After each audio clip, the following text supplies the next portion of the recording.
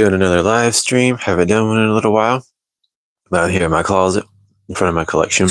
I'm going to talk about fragrances and stuff, but I'm going to wait until some people actually come through and see if we can kind of just want to talk about what's going on with my channel and maybe some of my plans going forwards. So if anybody actually jumps in here, I'd love to talk with you guys and kind of let you know what's happening. And that's basically the gist of what's going on here. I'm going to grab my water real fast so that I actually have something to drink. But yeah, definitely answer you guys' questions about fragrance related stuff and so much going forwards. But really also just wanted to talk about my channel because I'm not sure what I'm going to do going forwards. But I might wait a little bit to see how many more people come through here before I get really discussing it. But well, I guess I can just rehash it if I have to. But for anybody who doesn't know, my name is Andrew Douglas Lane. This is my channel where I've been doing fragrance reviews for a while. But I just want to give a big warning out there to anybody who comes through here who's got a small channel and you're considering using promotion feature. If you got a small channel, if you're trying to grow your channel and you want to use YouTube's promotion feature, I definitely want to talk about my personal experience having done that. Because it's really hurt me. And so I'm not doing this as like a woe is me type of thing. I'm doing this for if you guys are a channel trying to grow and you'll put yourself out there and you've considered trying to use YouTube ads. I just want to talk about, again, how that happened with me, because my channel started growing a couple months ago. I had some videos that managed to start circulating from what I was able to discover through Reddit pages and stuff. Just a few of my videos, they weren't very well edited or anything like that, but they started to develop and get some views. I started gaining some subscribers. Good morning, P. Smith. But yeah, basically, I started to gain some subscribers, and I was pretty excited about that. Naturally, people were like, well, this is happening now. I'm getting subscribers. I'd like to see how far I can take this bad boy and see what I can do with it. Basically, as it was going, I kept posting videos. Saw the views were doing pretty okay. And I got excited. And I was like, cool, my subscribers are growing. My views are growing. Let me try to promote this. So after I hit a certain point, I was like, okay, I'll spend a little bit of money on these videos and see what happens. And I did it. Well, long story short, YouTube kept pushing on me as my channel was growing. It was like, hey, try this, try these ad features, try these ad features. I did it. And guess what? I used the ad features that they're pushing on me because I was a growing channel. My literal watch hours were growing, hitting that point to become a YouTube partner. And then lo and behold, Shazam, I try out using their ad features and go, okay, let's see if this helps my channel get better and grow even more. And you want to know what it did? Instead of my subscribers continuing to grow, which they were, instead of actually having my videos get seen by people who are subscribed to me, after I used YouTube's promote feature, miraculously, all of a sudden, my subscribers are not seeing my videos anymore. Actual people who are subscribed to me, watching my stuff, were messaging me through Instagram and through TikTok, letting me know they're not even seeing, and also commenting on some of my videos. Your cologne collection is massive. Yes, it is. Well, it's not nearly as big as like a lot of other people's, because not to get too derailed from what I'm talking about, but just real quick, as I'm talking about what I'm going to be talking about in this live stream real quick, because it's really important, because I haven't even done my unboxing video yet. I got my silver play button and I haven't filmed my unboxing video yet because there's a reason that I haven't done that. I'm waiting and thinking about if I even really want to or not. But again, I'm just kind of doing this little chat to, if you guys want to ask me questions personally about fragrances and stuff, I'll talk with you. And I am a fragrance channel, so if you want to ask me about fragrances, I'd love to talk about that, especially with the seasons coming up and everything. But again, this video is mostly just anybody who stops through here while I'm doing this stream this morning. If you are a YouTube creator, whether you're a fragrance creator like me, or you're any other kind of YouTube creator. By the way, I just want to know if everybody can hear me good. So if you could let me know while this stream's cranking up and people are coming through, if anybody could comment, let me know if it sounds okay with this microphone. This isn't a cheaper microphone, but I just want to make sure you guys can hear me and it doesn't sound like crap. So if anybody can comment, let me know. I would appreciate that. But again, if you're coming through here, we may not know each other. You might not have watched any of my videos, but I am a YouTube creator, and I tried the YouTube promotion feature recently, like a month and a half ago. I tried it on some video. Thank you for letting me know that my sound is good. And I just wanted to, talk about general life stuff going forward with my channel, but also talk to some of you guys out there if you are thinking about, because I've had some friends who are trying to do YouTube stuff now, like local friends, and they on Instagram have used like advertisements, and that some people I even know have businesses who use advertisements on the internet, like through Google, and they're like, hey, does that same thing work on YouTube? Because if you have a business, if you are a person who makes something and puts it out there, especially like on TV and stuff, normally people think advertisements a good thing. And typically, in most cases, it is, especially depending on what sites you're using. But my personal experience here on YouTube, compared to other things that I've done in the past or other people that I've worked with, has been horrible. And I'm not saying it to bash YouTube, because I really do hope to actually have like a career doing YouTube at some point, like a real career, and maybe really grow this thing even more. But right now, the prognosis for this channel is starting to look kind of bad. I'm not going to quit. I'm not going to quit posting videos, but I believe from what I've been told by other friends who are creators who are even bigger than me, that when they used YouTube promotion on their old channels, like they had to delete their channels and start whole new channels because of the pressure that came through the way YouTube's algorithm works after you use promotion. So just again, for people who are not content creators, this might be a really boring video, unless, again, I'm totally happy answering questions about fragrances, but that's not quite what this one's about. This one's a little bit more just about content creation as a whole, and I'm just trying to give you guys like a general warning if you are that kind of person and you are a maker before you put your stuff out there. Just trying to give you guys like a general warning about what can happen if you make the wrong choices. Yeah, there's definitely something odd going on, especially since you've hit 100K subs. Your view counts should be going through the roof. They should be. That's the craziest thing. Before I hit 100K subs, on average, my views were doing well. They were anywhere between 2,000 to, I got videos at 60, almost 70,000, 30,000, 40,000, all that junk in between. You can go back and look at my videos, right? My biggest thing was I was hoping my views continued to grow, so that way I can, if other people I look up to, if other content creators that I look up to see my channel, they think maybe we can work together. I was keeping a close eye, but I'm seeing your videos in my feed, so it hasn't affected everyone. Well, I'm glad you're seeing them, because I have had actual people who've got their notification bells cut on, telling me that they're not even getting notifications from my stuff. It is possible that my channel is going to slowly start to, especially now that I've been doing shorts every day. I didn't used to do shorts. I've been trying the YouTube shorts thing, especially translating them over from TikTok. But what has happened originally, before I tried to do the YouTube promotion thing, is I already was getting an unnecessary amount of like stray subscribers, people who aren't really committed. Because again, some of my earlier videos were getting circulated through a few Reddit chats. Apparently, this is what I've been told by some people who follow me. So apparently some of my stuff is getting circulated, and just a lot of random people from certain specific places were subscribing to my channel, but not watching my videos. But I was still happy, like, getting subscribers. So overall, getting like a decent amount of views was going well, and my hours were climbing. I even got analytics like on my page that I can screenshot and show people. So if you closely watch your analytics as a creator, you can see your watch hours, all this stuff. Keeping in mind that YouTube Shorts, this is why I didn't originally do them. YouTube Shorts watch hours don't apply to like you becoming a partner. If you look at your analytics on YouTube Studio, you'll see that what really helps you is just like long form videos being watched. So if you start a YouTube Shorts channel, don't expect that's going to very much help you become a YouTube paid partner, unless you get, I believe it's like you have to hit 10 million views on Shorts in like a month's time frame or something like that. Or I don't remember what it is. But if you're going to do YouTube Shorts, just know that's not really going to help you too much to develop yourself a lot. It will just bring a lot of like random stray subscribers. But that's the problem with a lot of stray subscribers, is it looks aesthetically nice. If you have like a bunch of subscribers that aren't even active, it might look good to show people, hey, look, I've got 50,000 subscribers. But if they're not watching your stuff very often, then it's not helpful. As my subscribers were growing, to be completely honest, I definitely was excited.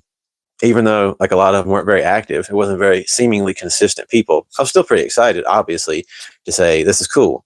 I'm creating something and people are clicking the subscribe button. But on the flip side, I wasn't liking what I was seeing as far as people actually watching what I was doing. So about a month and some change ago, I said, you know what? I keep getting emails from YouTube about doing promotions and stuff, like actual specific, like named people saying, try YouTube promote, try YouTube promote. And I was like, okay, let me use their ads feature. picked a couple of videos. I did it. And guess what? Those videos, I'm not going to lie to you guys. I spent like $20 per video. Those videos got some of the worst. There's like low views in between other videos doing very well. Those videos I promoted barely broke almost just close to like 2,000 views or whatever. But half of that was just originally prior to this. But when you watch the watch times, most of my videos were doing really great. Hello, Newton. And again, what's that smell? Thank you for having come through and watching. But just throwing it out there, again, to you guys who are dropping through and coming in, I'm a YouTube creator. I've been trying to, like, my channel started to do okay. And then I tried to use promotion to help because I thought it might work. A lot of times in business and stuff, using advertisements helps you get yourself out there more if it's targeted properly. It doesn't seem to work that same way here. But just one more time, if anybody drops through here and wants to ask me about fragrances, talk about fragrances, tell me what you're wearing today, I'd love to do that. But this is mainly, again, just like, I don't care if people, unsubscribe me while they're watching this. I just want to continue to warn younger creators, new people out there who are like fresh to making videos as a whole. Please try and just make sure you stay organic. Post your videos. Don't use promotion features. I've heard it even on TikTok, it destroys your stuff if you use their promotion features, because how these things work, from what I've been told. And greetings, my friend, greetings from America to you in Kenya. Thank you for watching. But how I've been told this works basically is when a site like this has you use promotions and you actually pay, they want to keep you paying. And again, I can't say this is 100% for sure. This is just me throwing this out there. But I have been told by other friends of mine who are like actually have successful channels and stuff. I'm not saying any names because it's not there. I can't say other people's business like that.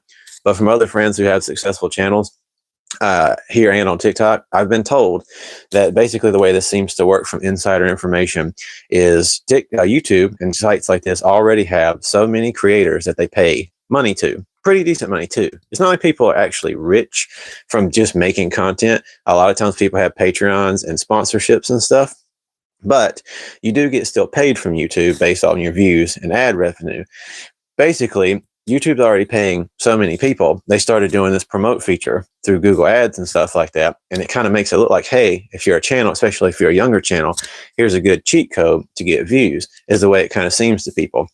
So even if you were already starting to climb, like I was starting to climb a bit before I even used YouTube's promotions and ads, I still was like, I don't know if this is a good idea, but it is just like advertising your channel. So if you're already doing something, why not put it out there a little bit and see what happens? So again, just to give you my personal experience, it seems that the way this is set up is that you as a person think this will help me grow. It'll just put me out there a little bit more. And then you pay the money and you choose, target countries and all that stuff. And then they put it out there. What you don't know is, unlike certain other sites where you get to specifically kind of choose, like even the type of viewership you get. So I do fragrances. Let's say your channel is based around sports or something. Certain other sites, if you're going to do an advertisement, let you specifically target like maybe a certain algorithm, people who watch a lot of fragrance stuff, sports stuff. But as it would turn out, here on Google Ads and YouTube, if you promote a video of yours trying to just help yourself advertise, again, which normal people who aren't business majors think this will be good for me. If you do that, you think this is going to put it out there and maybe actual people who like my type of content will check me out. That's not to say that everybody who comes across your stuff is going to think you're good, because, you can't please everybody. You can't just assume your stuff is the best. But I put my stuff out there, and when I go back and watch what happened when I did promote, I promoted 5 videos on my channel. I didn't spend a lot of money. Like I said, I just did $20 a piece, except for one video. I did $40. I promoted 5 actual videos, and each of them performed terribly in comparison to my other videos. The click-through rates were awful, and the watch times were like 12 to 19 seconds compared to a handful of minutes, if not more, on the rest of these videos that I got. So I have normal videos doing decent. I get emails. Hey, you try promotion, try YouTube ads management. I do it. And then guess what? Not only did the videos that I decided to promote do bad, their click-through rate's horrible. Since the ads ended, though, the ads ran for like a couple weeks, and those ad promotions ended almost 3 weeks ago now. From that time, every video that I started to post, because things started to really seriously shift, every video that I've posted since then has tanked. So Imagine this. You are a creator who has 50,000 or 80,000 or even worse. Now, in my case, I literally in the mail just received my silver play button. I got 100,000 plus subscribers, right?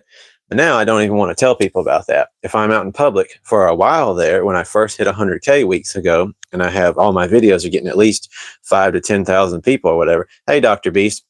Again, just anybody who's dropping in here, I'm just trying to warn young channels. If you don't want to hear me talk, that's totally okay. This isn't going to be super enthusiastic or like YouTuber smiley, happy-go-lucky video. It's been weighing on me a lot because, again, I've had a few creators that I looked up to check out my channel because of my subscriber number and stuff. So I had a few creators that I really seriously looked up to who have decided not to want to engage with me or work with me because they're seeing now these bad numbers that I'm currently getting, which is totally fair because in the creation world, if you are a content creator, you're trying to grow yourself, you don't want to work with people who seem like bad juju, right? If you see people who've done horrible things or people who seem to not be good for business, you're not going to work with them. And that is what's happened at this point. Is I tried the promotion feature on some videos that ended. Now, literally, like a dead stop. The very day those ads on the original stuff stopped, all of my other videos that were doing well stopped getting seen. Some of my videos, like my Zerjoff Naxos video, which was doing very well, it's like I said, it's got like almost 68,000 views, was doing really well. All of a sudden, when I searched Zerjoff Naxos, my video, which was at least popping up, that you could see it on the list, doesn't even show up anymore. So I got a video with 67, almost 68,000 views, but it's not even showing up if you search that title anymore. You see all these people who even have like 500 views on their video is showing up before my thing does. So it really showed me pretty quickly that if you use YouTube's promotion feature, and honestly, I'll say this, it is like cheating the system. If you try to, like, it shouldn't be like cheating the system because, again, if you have a business or anything that you have, you should be able to put it out there. You should be able to advertise it and help growth because if you got a product or a thing you're trying to show people, if you got tools at your disposal, they shouldn't be against you. They should be for you. But unfortunately, my friends, that's not how it is, apparently, on this site specifically. And again, I've heard it's the same thing on TikTok. I don't know. I've never tried that. But I know that some people that I'm friends with through Instagram and stuff say that when they've used their promotion features and targeting audiences, they say that it's very helpful. They say that it has helped grow them and get like real customers and real people come through because of it. I don't know. But I just want to tell you guys, if you are a young creator, if you are somebody who is making content and trying to get into the content creation world, please, it'll take a while. Like before my channel started randomly growing, like a couple months ago, I had like maybe a little around 2,000 subscribers or something like that. And my original videos were just slogging along. And then boom, all of a sudden, like I said, some of my stuff got shared by some people, not even from the country I live in. But then I started gaining a bunch of subscribers just in general. And a lot of them were being kind of inactive. So like I said, I was hoping doing some advertisement might help that. It might help it develop. Now, what's even worse is not just that my recent videos, since those promotions ended, are not getting views anymore like they used to. What's even worse than posting stuff after these promotions end and they don't allow even your older stuff to continue to generate in the algorithm, so that way it kind of keeps you feeling like you need to keep paying if you even want to have views anymore and look good. Not only is that going on, but it feels like if I keep posting stuff, if I keep putting things out there, or even if I post my silver play button video that I'm really excited to share with people, what's going to happen? It's just going to look like my channel's not real. I've been getting comments from people that have been like filtered out or whatever, because like some of them say things that like are not necessarily appropriate. But I've been getting comments from people and also messages as a whole asking, and I have had 2 creators, like I said, that I looked up to, reach out prior to this and then now ask me or say that they don't want to talk or work together now because it seems that my channel's not real. So like I said, 100% using YouTube ads has really screwed up my channel.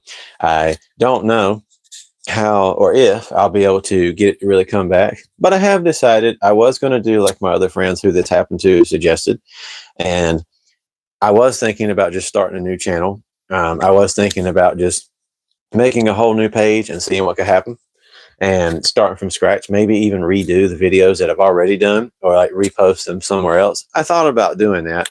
But on the flip side, even though I don't like the idea of new people coming to my videos if they come across them and seeing how it looks now, I thought, you know what, I'm just going to keep it going, because even if I start a whole new channel, I don't really know what difference that would make. My name and everything's already attached to this one.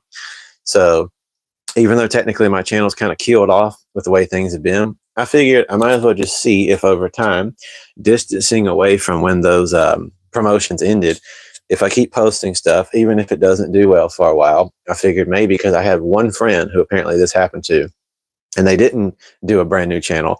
And they said that over time, they were able to start really building back up again once they had a distance, and like YouTube pretty much figured out, I'm not going to pay for like more stuff. I paid you once, or I paid you a couple of times, and you guys like demolished my view times and all that stuff. I'm not going to do it again. And again, it's really bad, because they find a way to really punish you if you try to do these things thinking that you're doing a good thing, advertising yourself. To give you an example, again, I can screenshot this, post it on like a post here on YouTube. I can post it on Instagram, whatever. But no joke, not on shorts. Like I said, shorts time, watch time doesn't count towards your watch time to become a paid partner. But no joke, I have at this moment 6,200 watch hours, 6,200 watch hours in the past couple of months, right? 6,200 watch hours. I have actual valid watch hours that are there. They're not from those 5 promotions I did. You can look at those promotions and see how many hours I got from those promotion things. I can smell you from here. I hope you can. What do you think I smell like? Please tell me. I would love to know. But I appreciate you being here anyway, 666 Hellboy. But seriously, like in total, the 5 videos that I tried to promote, they only generated like the smallest amount. They got like a whopping 60 subscribers. So it's complete crap. YouTube promotion doesn't do jack for you. If you've tried it already and it did seem to do something for you, I can tell you this, it isn't real. If you've got a bunch of subscribers, let's say you paid for like audience growth and you got a bunch of, it's a joke on the parfums behind you. I know, I'm just messing with you. I'm serious. Like if you had to guess what you think I smell like today, tell me what you think that would be. But if you paid for a YouTube promotion and you think you got subscribers, I can tell you that they're not real. They're not going to actually watch your stuff. They're not going to actually generate anything meaningful. But again, in all seriousness, YouTube not only has been shifting my algorithm after I did that promotion for a freaking month, but also they're punishing me completely, because at this point, even though, again, like I said, I have an actual like 6,200 watch hours, and the promoted videos that I did only generated, I think, 120 hours, 120 versus 6,200 hours. Guess how many watch hours YouTube claims I have that are valid, that count towards me becoming an actual partner and getting paid? 1,600 out of 6,000. After I did promotions, somehow, I kid you not, after I ran promotions on 5 videos, somehow YouTube's little thingy that shows how much you're geared towards becoming a partner took hours that I had and they depleted. Even though, again, the 5 videos I promoted only generated 100 or almost 120 watch hours.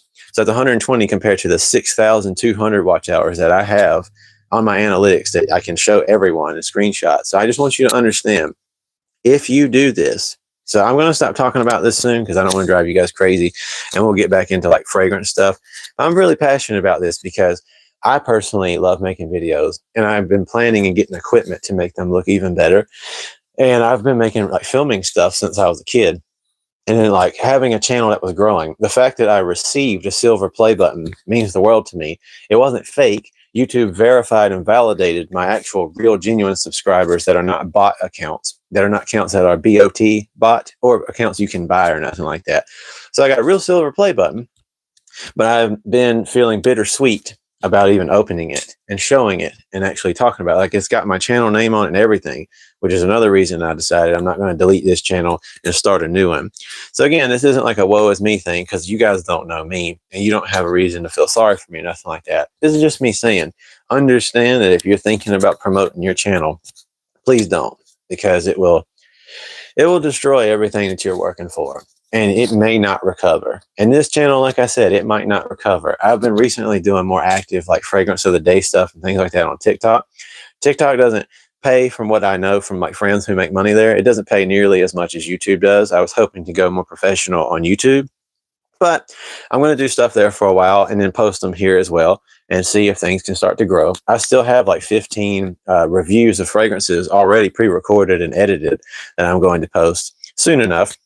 So I'm not going to quit doing reviews here on YouTube, and I'm going to work on getting them better and see if we can rebuild some traction. But like I just said, it's embarrassing if you try to promote stuff and then your algorithm gets killed and you have like good numbers, decent numbers, moderate numbers, and then all of a sudden your videos barely break 100 views. That looks really bad. So now, like I said, I'm getting comments from people like, hey, what's going on here? Your videos were doing pretty okay before.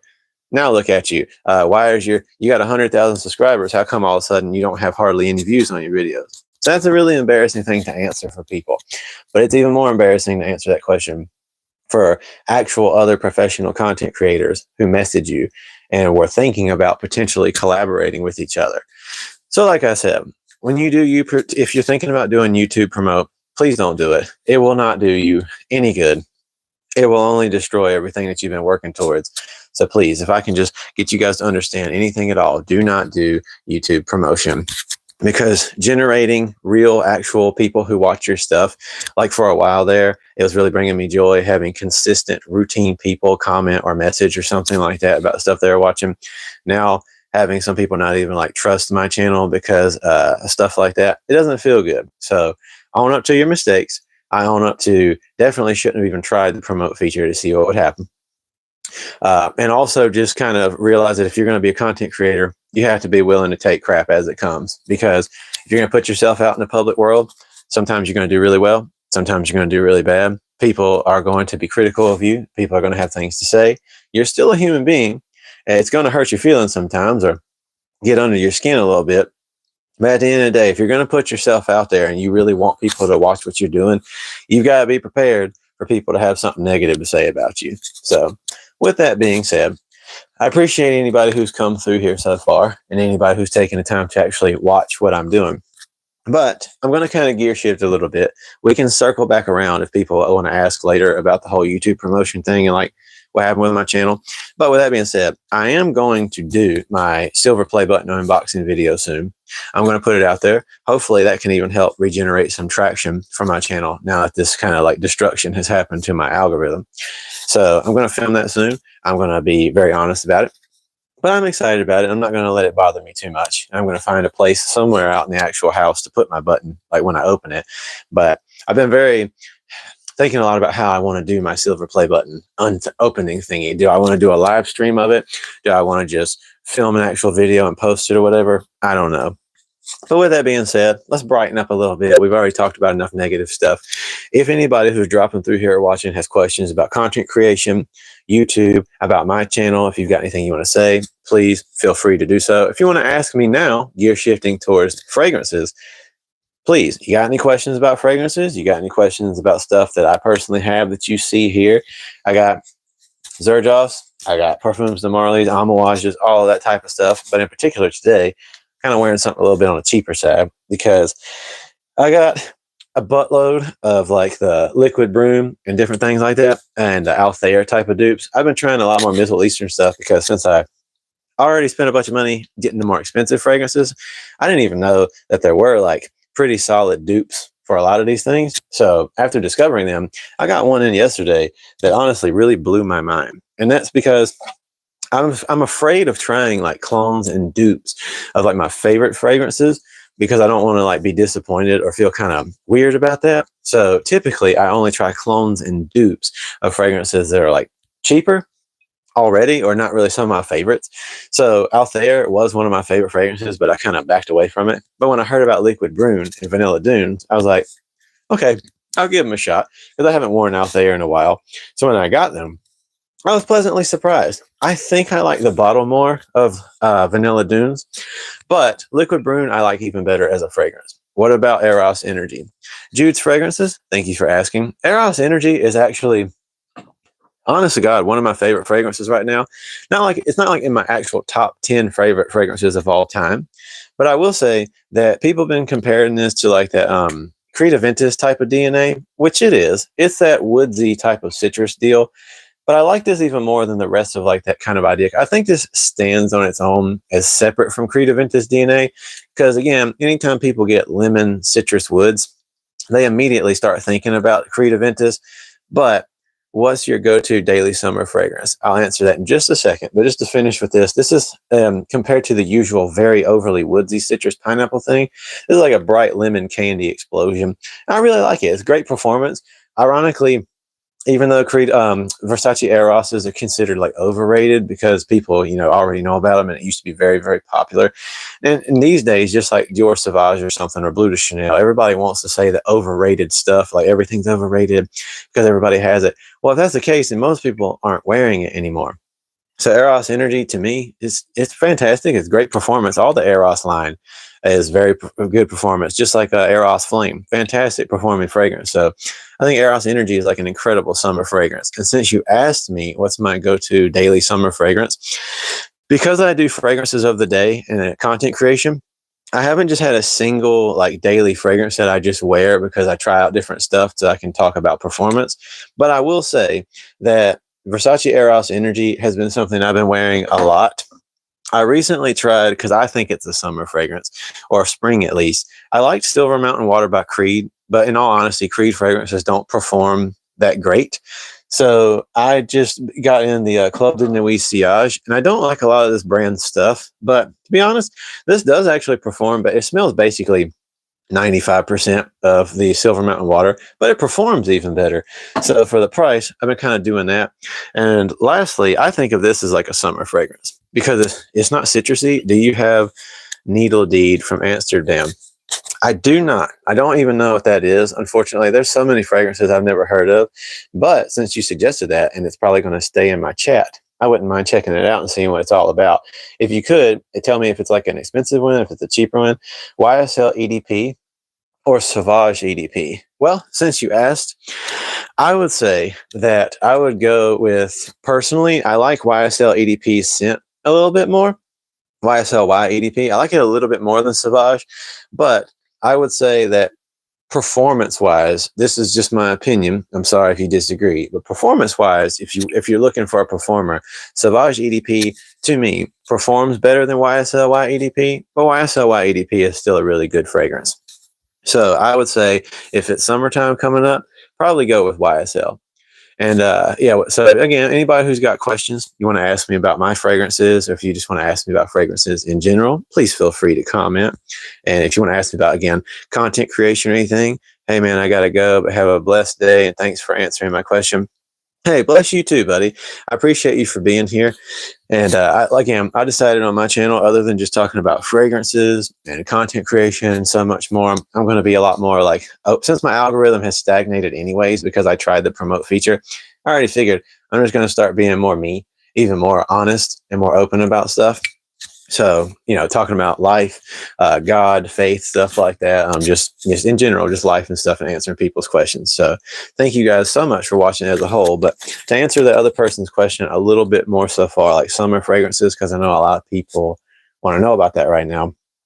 If you've got the money to spring for it, Reflection by Amouage is, to me, like a really good different twist on a summer type of deal, because especially spring and summer, because you got like expensive ones like Paragon by Initio, very nice, good fragrance, very bright.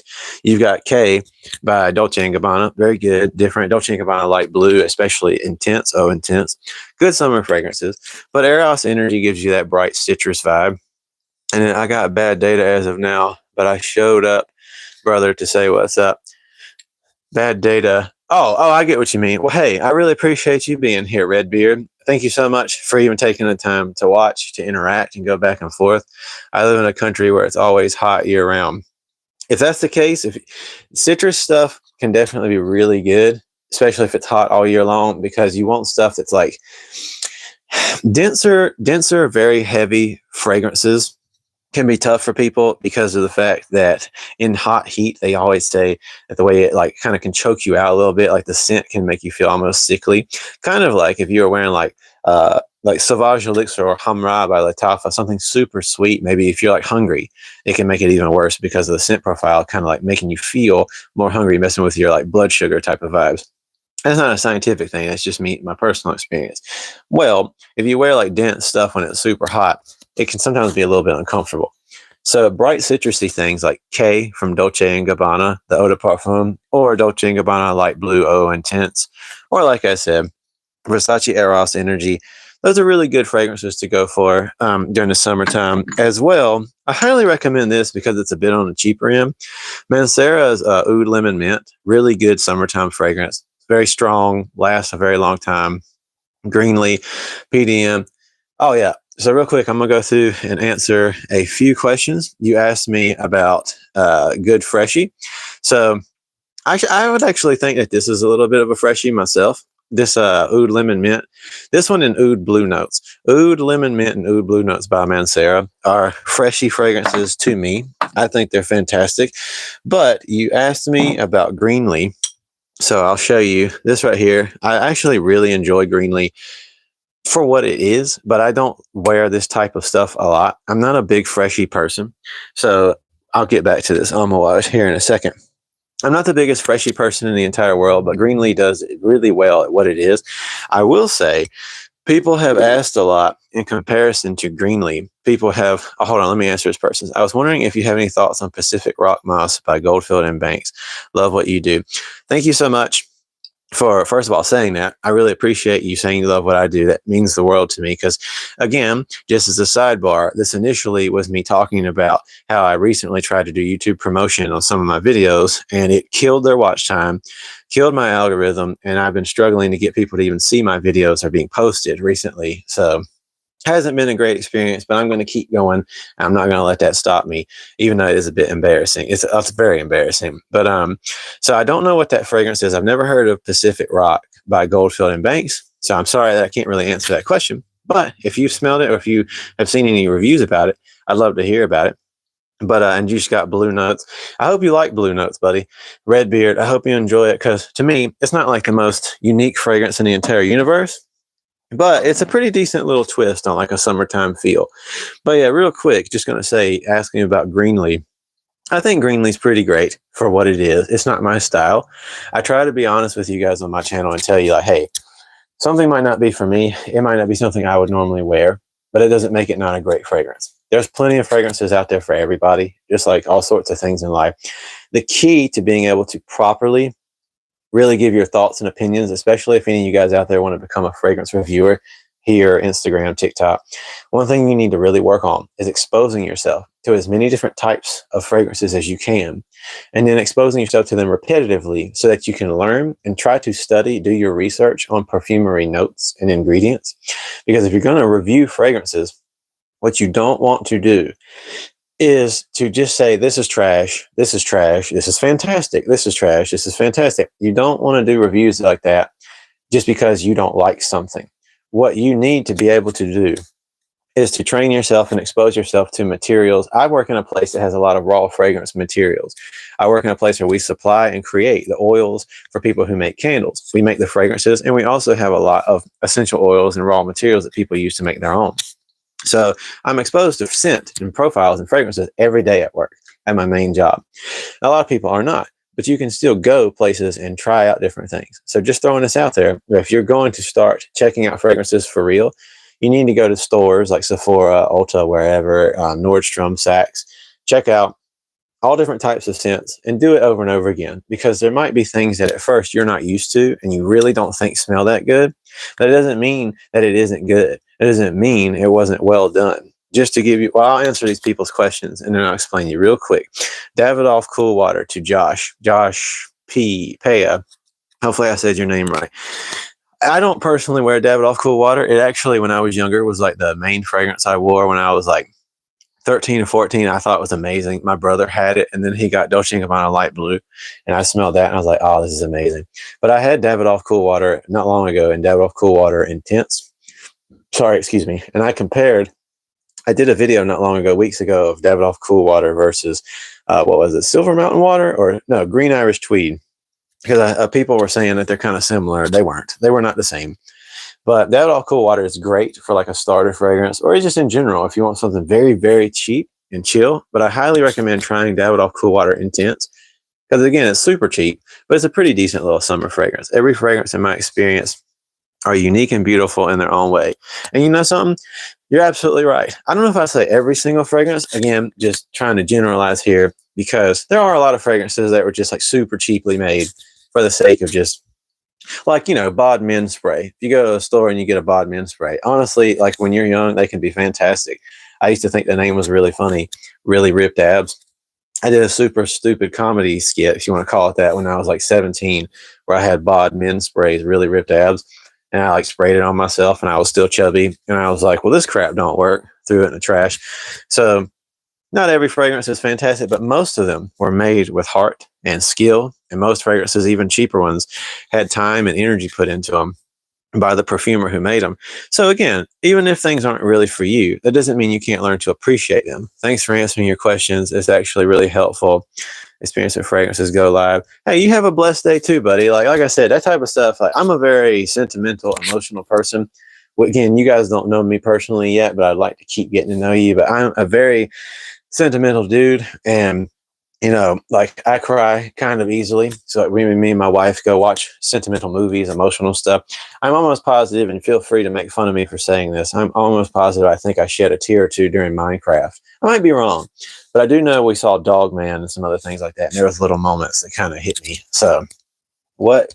Well, it's an art form. You're almost 41. You're absolutely right, Redbeard. By the way, I can't remember if I asked you this before, but Redbeard or anybody who's commenting, please feel free to like tell me what your actual name is.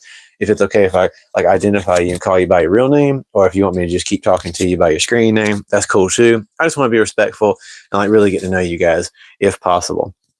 But yeah, reeling it back in, if you're going to make fragrance content, if you're going to not even make fragrance content, but you just want to try out different fragrances, just know it's very important that you can expose yourself to all different types of fragrances, from cheap ends, expensive ends and stuff, and then different types of scent profiles, because it's very hard for you to really judge is something really worth it. I'm going to be honest with you guys, and I can do this because I got nothing to lose, really. There are content creators you're watching right now on TikTok and on YouTube who are telling you that this dupe is better than the expensive one, or this and this, whatever. This really expensive fragrance is totally worth spending $500 on. And they're full of crap, because A, they don't even themselves really try to be as objective as possible. They're either sponsored, paid, or who knows what. But at the end of the day, there are a lot of creators out there who are trying to convince you guys to buy stuff because they're either getting a commission or who knows what. I ain't getting paid for crap. I'm not making any money doing this at all. So if I tell you guys that I think something's great, I will tell you, I think this is great, but I don't like it personally, or I think this is great and I love it, or somewhere in between, and try to give you guys the best understanding I can about the way something was composed. Hey, bro, I was wondering why you haven't come live for a long time. What's up? And is this an expensive thing to pursue, and is it worth it? And do what you love to do, Mr. Douglas. So first of all, to Sugoi, thank you for subscribing. God bless you. And let's see. Hey, Jonathan, thank you. Like in the Bible. Thank you very much, Jonathan, for letting me know your name. I really appreciate that. Like, so I can try to remember it and process it. And then to my other friends here, Iramana, hopefully I said your name properly. This is an expensive thing to get into, depending on what you're trying to do. It's expensive no matter what, but I'm going to say real quick to start that, thank you so much for watching. Like I know it's been a little bit, it's only been since last Wednesday, but I'm just going to do like once a week. I'm only going to do these videos every Wednesday or Tuesday if I can. I happen to be off today for health reasons. But I got some physical health stuff. We can talk about that at some point. But I had to do some doctor's things today. But anyway, I'm going to do like mostly every Wednesday if I can. Try to do live streams and keep these kind of communications going up. But thank you so much for watching. But to my buddy here who asked if this is an expensive thing, yes, it really is. As you can see here, this is a lot of money. The only reason I was able to do this, as I've told people before, is me and my wife sold our house. And out of that money that we got from our house before we bought our new house, I was able to have a chunk set aside that I was able to do this with. And also some things were gifts. So I was like, you know what? I'm going to go all in. I tried to look up every fragrance that I could that I know that I want to know about, and then I see other people want to know about. and I went and dove all in and got all of the like expensive stuff that I wanted to start off with, that I can have a really good foundation to make videos with. But most people aren't selling houses, or most people like me, I definitely wasn't born with money in my pocket or from a rich family. So if you're trying to get into fragrance content creation, I highly recommend try to set aside some money and save up and find a few fragrances that you know for sure people are talking about. Like even in 2025, people still want to know about Xerjoff Naxos, Xerjoff Alexandria 2. Right now, I know that Herba Gold and Herba Pura, which I got those as a great fragrances. I know that people are currently watching videos about those. If you want to get into fragrance content creation, one thing you need to do is just kind of look up whatever's trending right now that people are watching, so you can try to get on that. But also, I would recommend doing the opposite sometimes of whatever's currently trending, because for sure, if everybody's posting about Herba Pura, if everybody's posting about Xerjoff Naxos, guess what's going to be really hard for you to do? It's going to be hard for your video to get seen, because bigger creators than you are already posting about Xerjoff Naxos at that time. So sometimes post whatever's currently popular, but if something's blowing up, like if you see a bunch of videos getting posted about Herba Pura, about Eros Energy, it might be hard for your video to get seen. But if you're just wanting to ask if it's expensive to get fragrances because you just want to have a collection, just like I would tell people starting off trying to get into fragrance content creation, who didn't just, like I said, sell a house or have money lying around, save up what you can. And in the meantime, buy a few, like I said, really popular fragrances that people like watching videos about. And then also get you some dupes, get you some really good clones of stuff. So like Island, Vanilla Dune, stuff like that, Le Beau Parfum, and then compare that to, if you can, because like, you know, Jean Paul Gaultiers are not the most expensive fragrances in the world. They're not the cheapest, but they're not the worst. So I got, you know, Le Beau Parfum up there. And then you get stuff like Hadlage Island, so you can compare them, and it's a little bit easier for you to manage. But just try your best to do one little thing at a time. Let me go down here and see any bold and seductive fragrance you want to suggest and have also. Bold and seductive. That's a good one. That's a good question, because when I think of seductive fragrances, it's not always necessarily what you would think. I would say this is not going to be the cheapest thing in the world, but it's not the worst either, especially if you get it off a discounter. I like this. Tom Ford's Noir Extreme. One of my favorite creators in the entire world, Aaron Terrence Hughes. He's the first person I ever, like when I was looking through videos and stuff, I saw he's got this. So when I checked out Tom Ford's Noir Extreme, this one, or I don't like Black Orchid by Tom Ford, but a lot of people like Tom Ford's Black Orchid. That's a bold and seductive fragrance. It's supposed to be for women, but to be honest with you, I've known a lot of men who buy Tom Ford's Black Orchid. So if you're looking for bold and seductive, I think you can get Tom Ford's Noir Extreme for close to maybe like $130, something like that, on certain discounters or whatever. You can get even smaller bottles. But this is a very good, like, pretty seductive fragrance. If you're looking for a cheaper, like if you don't want to pay $130 and you're looking for something that's a little bit on that seductive type of end, honest to goodness, I personally, you know, this is just my thoughts and opinions, but I think that if you don't want to spring the money for something like Tom Ford's Noir Extreme, these guys right here are actually kind of doing pretty good. Hamra by Lattafa, I feel like they're like sweet, strong, got a little seductive feel to them, but I also highly recommend buying samples if you want to. Hey, I'm completely new to fragrance collecting scene. Just wondering your thoughts on Lattafa Atlas or any Mega Mare dupes. I'm going to be completely real with you. I don't own that one, but I have a friend who does. I think it's pretty good. I don't think it's amazing. I think that it's pretty decent. But if you are fragrance collecting and you're new to it, getting dupes and stuff like that can be pretty good to get yourself started. So I do recommend, since they're not too expensive, you can spring for it. But there's a lot of other Lattafas that I'm a little bit more of a fan of. But again, that's just my personal opinion. You got Paradise Garden and your wife loves it. Jean Paul Gaultiers are some of my favorite. I just made for the first time yesterday a top 10. I sat down for a long time, a very long time, trying to think up real quick. Fragrance Buy is really good to check out prices so far. Hey, thank you for posting that. If any of you guys ever got good suggestions for discounters, like trustworthy discounters, other than what I personally have used, that you want to post in my comments when I'm live streaming, please feel free to do so. You're looking at grabbing Hamra. please do. If you're thinking about getting Hamra by Lattafa, either the regular one or my favorite right now, Kawa, I think, with a Q. And then also the new Hamra by Lattafa just came out, and I got it on the way. It's supposed to be here tomorrow. So be on the lookout, because I'm going to do I might do an unboxing thing. I don't know if you guys have ever noticed, but like a lot of times when people do unboxing videos, have you ever noticed that they're not really unboxing it? Like for real, you can see the plastics off, like they've already done it. It's kind of like when we do concrete creation, it's kind of funny how we put on a show and make it like we're doing something, but whatever, titles get the job done, don't they? But let me see here. Yeah, get Hamra, but Jean Paul Gaultier fragrances honestly are some of my favorites because they're not the most expensive fragrances in the world, and they do an incredible. Jean Paul Gaultier, the company, I don't even know who all the perfumers are over there, but they've done an amazing job at creating something different that has stood the test of time. The original Jean Paul Le Male, it's not my favorite, but it is such a classic scent, and everybody recognizes it when you smell it, and it has stood the test of time. And everything Jean Paul's come out with since then, their women's lines, everything, to me, I love them. So Le Male Elixir, if any, I did, like I said, I took some time the other day to finally make my actual first ever real top 10 fragrances that I say are my favorite, because when we do these videos for the sake of like having an algorithm and stuff like that, it's really good to just kind of say, ooh, top 10 summer fragrances, top 10 this crap and that crap. But I thought about it for a little bit, and I'm going to tell you guys my actual like 10, if I had to choose 10 fragrances that I would wear for the rest of my life, I'm going to tell you what those are real quick. I do appreciate your channel. It's really expensive buying all these fragrances. And I think JPG makes fragrances a little bit on the sweeter side. Just to answer my buddy here, you're absolutely correct. JPG do make fragrances that are a bit more on the sweeter side. Thank you, Farrell, for checking me out. I really appreciate you very much. And to Sammy, my buddy Sammy, thank you so much for being here. And I'm glad that I was able to get do these videos for you guys.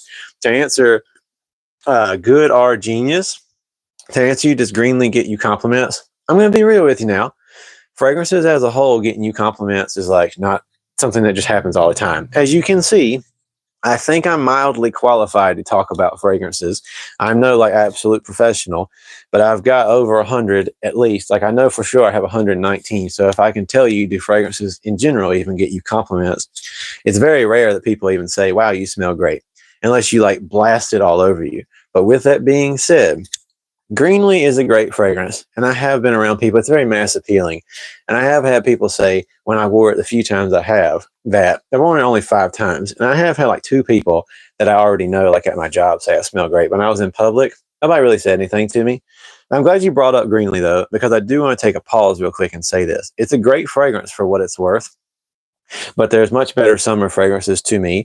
Also, how much Greenly costs compared to other Parfums de Marly's, it doesn't perform the best. But even more so, I'll tell you this. People keep talking about this. I love most of this company's dupes and fragrances. Like today, I'm wearing Liquid Broom. Incredible, strong, performing, beautiful Althea clone. I love Liquid Broom almost more than the original Althea, just like Vanilla Dunes. For the price versus performance, you can't beat it. But this guy, Aether Extract. Let me say something real fast. Quentin Bish is one of those who does. Okay, thank you for letting me know that. He is a fantastic, fantastic perfumer. So, Jonathan, thank you for saying that. To Mehdi, hey, buddy. But yeah, just real fast. A lot of people have been talking about this as a dupe or a clone of Greenly by Parfums de Marly. And just being completely real, it doesn't perform that great at all. This is supposed to be, it says, an extrait de parfum. But to be honest, let's see if it's actually on the bottom, if it actually specializes. Well, it says on here, this is an extrait de parfum, but I'm going to be real with you guys. For the price, it's not bad. And these kind of green fragrances don't perform that well anyways, for the most part. But I don't think you should buy this. If you want the real thing, if you absolutely want the real thing, this does smell almost just like Greenly. But overall, the original Greenly, to me, gives you better performance than this cheapie. So if you've been thinking about this, I just wanted to say that real fast. Please go ahead and get the real deal, because if you're going to get this type of profile, it's a better choice. But yeah, so with that being said, real fast, I'm going to take a mild detour to tell you guys overall what my personal favorite top 10 fragrances of all time is. But before I do that, I have to do what all men my age, I turned 32 this Sunday, so all men my age have to use the bathroom on a regular basis early in the morning. And where I'm at right now, it's early in the morning. So I'm not going to stop the stream, but you guys who are currently watching, if you're willing to stick around and ask questions, I'll be right back. I just have to use the bathroom. And no, I'd love to entertain you guys with my microphone while I'm gone, but I don't want you hearing that. So I'll be right back. It'll take me less than 2 minutes. If you want to keep watching, please, I'm going to answer you guys' questions again about fragrances and stuff.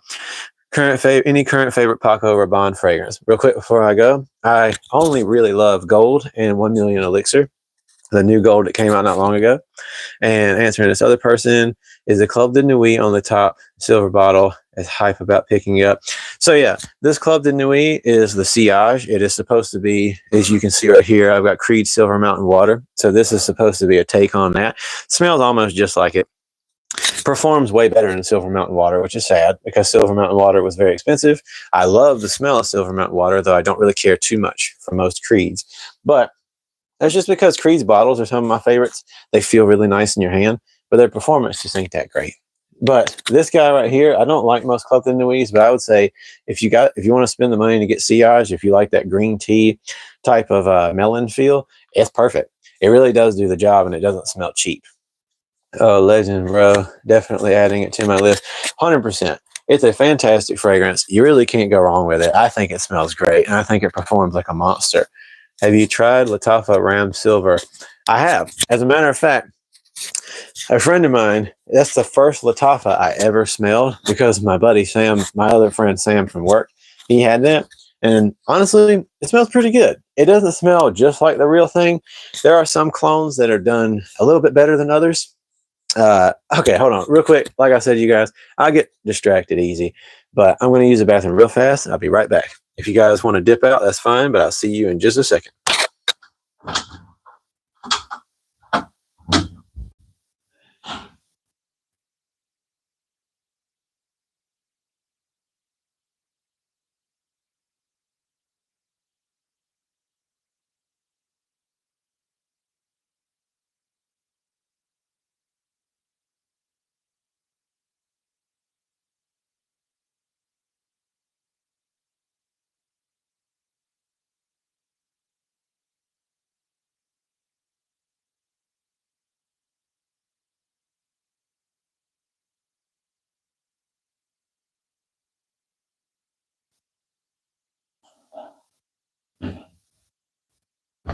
All right. So we're back in action. I appreciate you guys who are willing to wait for me while I use the bathroom real quick. But anyways, with that being said, I want to get Acqua di Gio Profondo, but I don't know how it performs. Honestly, Acqua di Gio Profondo performs pretty decent. I recently tried at Nordstrom. I tried out Acqua di Gio's Elixir. I was pleasantly surprised. Some fragrances, kind of like that Davidoff Cool Waters, is a little too classic for me. So it's not something I'm like bananas about. I'm like, oh, I got to have that. But Acqua di Gio, the Elixir and then the Profondo, really honestly decent performance for what they are, for more like fresher type of summertime fragrances. I don't have any, but I forget about that all the time. I would suggest going for a bottle if you'd like to. So now a question different from fragrance. What's my favorite perfume advertisement so far? I actually do have an answer for that, but real quick, nobody says Sillage is wonderful in my opinion. If you like Silver Mountain Water DNA, I had a bottle and projected very well even in Florida. Well, thank you for letting me know that, Jonathan, because like I said, I've only tried my Club de Nuit Sillage a handful of times, but in comparison to wearing I have, by the way, an older formulation of Silver Mountain Water. And even then, like I said, it just doesn't perform the way I would like it to. I have eczema and tattoos. And if you guys don't know, having tattoos plus dry skin is not very good for holding fragrance. Even when I put lotion on, my skin just tries to push lotion out like it just doesn't want it at all. It's like a cousin who's been staying too long. It's like, get out of here.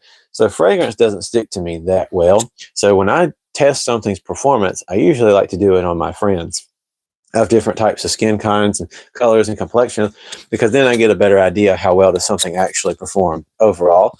So with that being said, Silver Mountain Water is not the best performer ever, but Club de Nuit Sillage, fantastic. Now to answer my friend here, Sarthak, hopefully again I said your name properly, about my favorite fragrance advertisement. That's a really simple one, because the guy, I follow him on Instagram because I also like, if you think this is silly, hey, that's you guys' opinion, whatever. We all have our own opinions, but I've always enjoyed, I might not look fashionable, but I've always enjoyed like all the different arts in that kind of world. I like fashion and stuff like that. So the dude who did the modeling for the most recent Jean Paul Gaultier Lamel Elixir ad, I can't even remember his name right now, but I follow him on Instagram because it's cool to see people get like success in different jobs in the modeling world. And to be honest with you, when not the newest, like the Absolute, I've got Lamel Elixir Absolute, but when this Lamel Elixir came out, it's like, not trying to be offensive or crazy, but it's one of the silliest ads in the universe, but it's in the fashion world. So if you see the ad for this, it was one of my favorite just because it's fun to watch and chuckle at. And the guy I saw on his Instagram, the dude who modeled for Lamel Elixir, his ad played in like Times Square in like New York, and he posted on his Instagram when he was there to see it. And I was like, it's just so funny because sweaty sailor guys turning the wheel or whatever on a ship or something like that. I got a kick out of it. Don't know why they were sailors in the first place, because Lamel Elixir, like, I get that they go for the whole boat sailor type deal, but it has nothing to do, like, it doesn't smell like an ocean scent whatsoever. But I love Lamel Elixir. And you got eczema too. It's awful. It is. Having eczema is not fun. As I'm getting older, for sure, it's starting to spread across my face more. And I have, like, you'll see literally in like chunks of my review videos, it's in way better lighting than this. You see my face is all red and stuff. So yeah, having eczema is not the funnest thing in the universe. But I am now going to take you guys real quick. Please feel free to keep asking questions and stuff. I was wondering what you do when you think about buying a fragrance, and what are good signs or something. So I guess you're probably, what you mean by that is, how do I know when something's worth getting or not? Or like thinking about if I should go for it or not. And I'll say this. First and foremost, don't buy anything unless you know for sure that you can respectfully and responsibly do it. Whether you're like me and you're married and you have to think about your bills and your wife and your kids, or even if you're single and you got to think about your bills and your future and stuff that you want to do.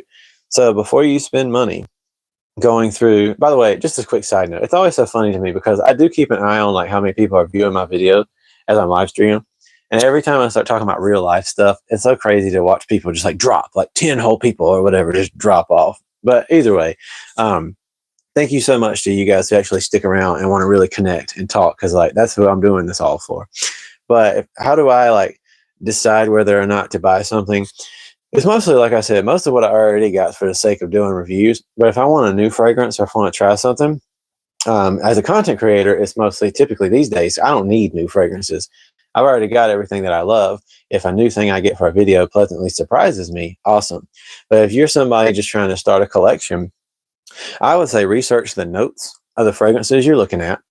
Try if you can to see if the quality, or watch reviews, definitely the quality if somebody's talked honestly about performance, and maybe look up the ingredient quality if you can. But overall, it's mostly just about looking at the notes of a fragrance versus the price, and see what people got to say in reviews, remembering that they're not always correct about performance and stuff, because there are, like I talk about it all the time, in comparison to how amazing Amouage Reflection is at performance and stuff, and it's a very expensive fragrance, but one of the best fragrances I've ever smelled.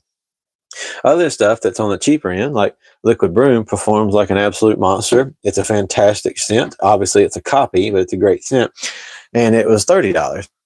So yeah, I can relate. I'm married, 4 kids, not going anywhere. I can relate to you. Hey, I appreciate that. And I'm grateful that you're here, Jonathan. And that means the world to me that you're watching. But to Iramana, like I said, a good sign is just that you read the notes of something. If something says in the notes, like it's got bergamot or cardamom and like a blend of rose or something, or oud, and you like that kind of stuff. If it ain't too expensive and you don't feel like you're risking anything, buy it and give it a shot. If you feel in your heart that something just doesn't feel like, I don't know if I should do this, either A, it's because you shouldn't be spending that money at the time, or B, it just doesn't seem like maybe this is a hyped up fragrance and maybe I shouldn't be buying it.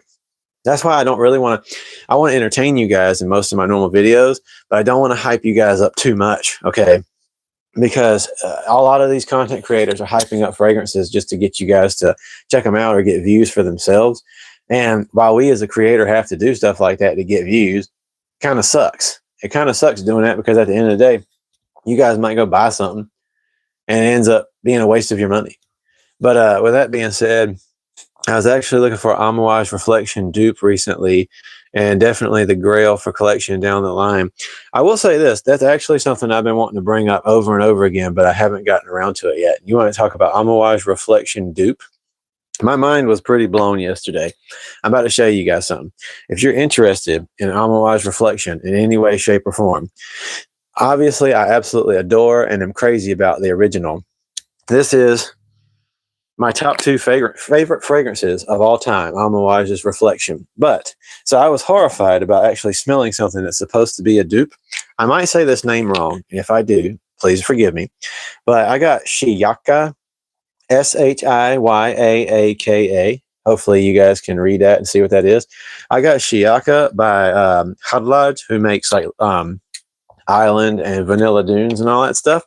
And when I got this and I opened it up, to be real with you guys, I was pretty shocked. My wife as well. My wife wears like a couple of sprays of my Amouage Reflection like every couple of days. When you smell this out of the atomizer, again, I want you to understand, Amouage's Reflection is tied as my #1 favorite fragrance in the entire universe. After months and months of exposure and wearing it, Amouage Reflection is absolutely one of my favorite fragrances of all time. So when I tell you that I was really scared to smell a dupe because I didn't want to be like, nothing's going to compare to the original. Again, I'm not sponsored. Nobody's paying me for this crap. I'm being dead honest with you guys. Out of the atomizer, and then even on the skin, this smells basically like almost indistinguishable from the original Amouage Reflection. And this was like $30, something like that. So this Hadlaj Shiaka, or however you say it, again, I'm sorry if I'm pronouncing that properly. I don't mean to offend anyone. But even though, here's the weird thing, finding good, cheap alternatives to your favorite fragrances is awesome, because just on a regular day-to-day, you can just spray without feeling like you're wasting your favorite stuff. It still never feels quite right. So when you find something you really love, you connect to the bottle, you connect to its name and what it makes you think and how it makes you feel.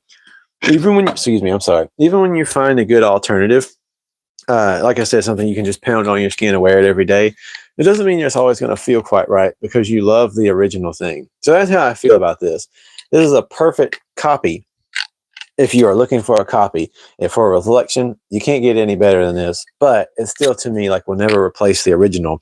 It'll just be something that I'll wear if I just want to save my baby, because it is very expensive.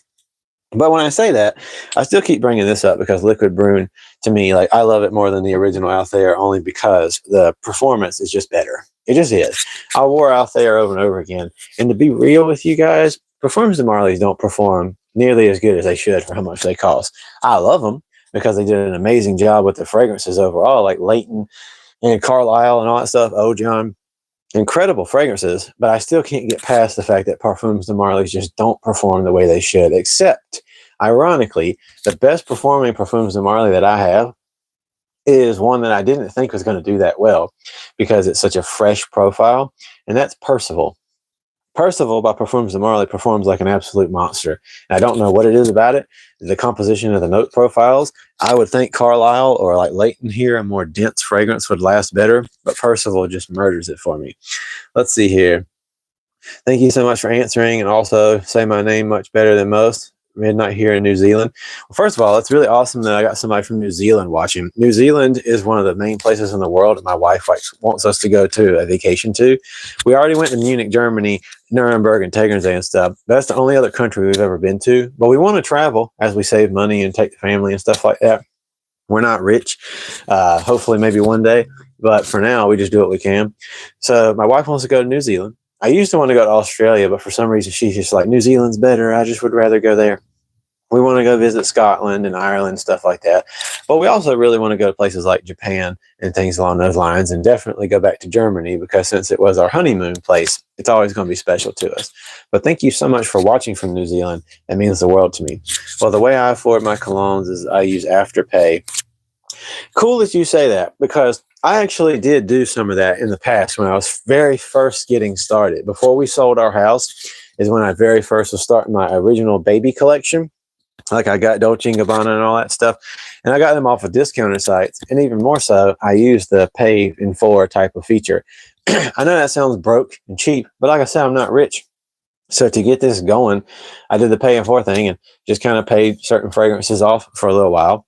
Now I don't do that, but it's not a bad thing. As long as you keep up with it and you're being responsible, it's not a bad thing to go through and do something like that to kind of help you accumulate a handful of like more. I would recommend, like, if you wanted to do a review of Alexandria 2 by Xerjoff, it's a great review to do. It helps you get views on your channel and stuff. So if you want to do like Alexandria 2, which is like one of the most expensive Xerjoffs you can do, being straight up with you, something like financing, doing the pay in 4 thing, it's not that bad as long as you responsibly keep up with the payments.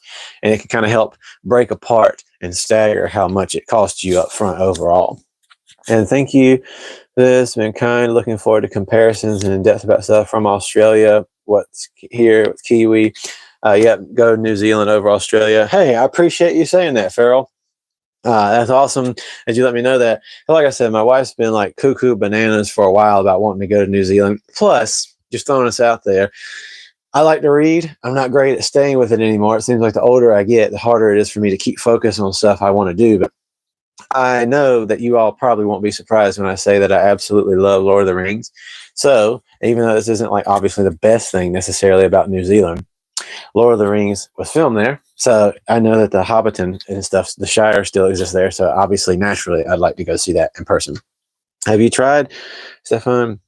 Humber Lucas Venom Inc. I have not. I have not tried anything by that house, Sammy. And there's a lot of stuff that I want to actually get my hands on, but definitely right now and for quite some time, I'm only, since I already got all these like more expensive ones. I know that one I believe is an expensive fragrance, so I'm only really going to be. Whoopsie, sorry. I'm only really going to be accumulating cheaper fragrances for quite some time. By the way, I always do this. I'm going to attach this to my lapel doohickey here, and I want you guys to let me know if you can still hear me okay. I know it's probably not as good as putting it like right to my mouth, but then again, I just got a microphone, so I don't really know how to use it properly. I've been making videos for 15 freaking years overall, but I never used a microphone before like an idiot. So if you could, guys, let me know if this sounds okay, or if you would rather me still hold it back up to my mouth, which I probably should have again confirmed before being an hour into this bad boy. But yeah, so if anybody could comment and let me know, is Aventus still the flagship and top perfume of Creed? I don't think so. I mean, the current Aventus Absolute is like what a lot of people are talking about. It's a real buzz thing. I have a dupe of Aventus Absolute coming in. I'm sure you've all probably heard about it already or seen it if you're keeping up with TikTok and stuff. It sounds great. Thank you. My mom's watching. Well, everybody, if I was ever going to tell you to be respectful before, please do it now. Not that you already haven't been great, but my mom just dropped into the chat. It shouldn't be strange, but for some reason, when you know your mom's watching, it's a little bit different. But I love you, Mama. So thank you for supporting me and watching me. Thank you, Sammy, for letting me know that it sounds great. But yeah, as far as Aventus, I guess probably other than Aventus Absolute, it's still probably the most popular, well-known. But a lot of people do like Green Irish Tweed and Silver Mountain Water. There's other ones, like I know that I got the Rayhan Crimson, which is supposed to be like Centaurus, I think it's pronounced, or Centaurus. Not that great, to be honest with you. Hello, man. Hope you're having a great day. Oh, hello, man. She's talking to my mom. Well, yeah, my mom's probably having a good day, but I'm sure she's probably got to go to work as well and staying very busy. What's your favorite Valentino cologne? Thank you for asking. Honestly, Coral Fantasy. I don't have Coral Fantasy. My good buddy at work who's into fragrances, Sam, he has Coral Fantasy and Green Extravaganza. My wife, and I think my mom as well, who's watching right now, has Green Extravaganza for women, the Donna edition, which is also my mom's name, by the way. Hey, Mama. But my wife loves the Green Extravaganza. I also have smelled the yellow one. I don't remember what it's called, but people say it's kind of sweet cakey. But Coral Fantasy is hands down, like, to me, the greatest possible. It's like for an eau de toilette, which normally don't perform that well. Eau de toilettes normally are strong at first. They get weaker fast and dissipate. Somehow, though, Coral Fantasy just sticks to you, and I love it. I think it's a very, for what it's worth, for a designer fragrance, just like when I first smelled Jean-Paul Gaultier's La Male Elixir, I really think that Coral Fantasy by Valentino is such a beautiful, unique twist. It's its own thing. If you ever smell Coral Fantasy, you will not mistake it when you smell it on somebody else again. So that's my favorite Valentino. Now let's recommend a perfume to your mom. So My mom is actually like the person who exposed me to perfumery first in my life. She's not big into it necessarily like I am. My mom doesn't have a giant collection, but she's always had a handful.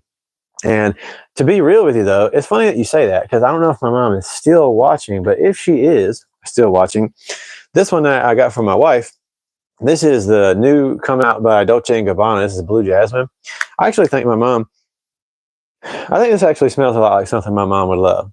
Which is funny. I might actually talk to my wife about, well, I probably shouldn't say this while my mom's watching on live stream, but I should talk to my wife about potentially giving this as a gift after we do a review for this.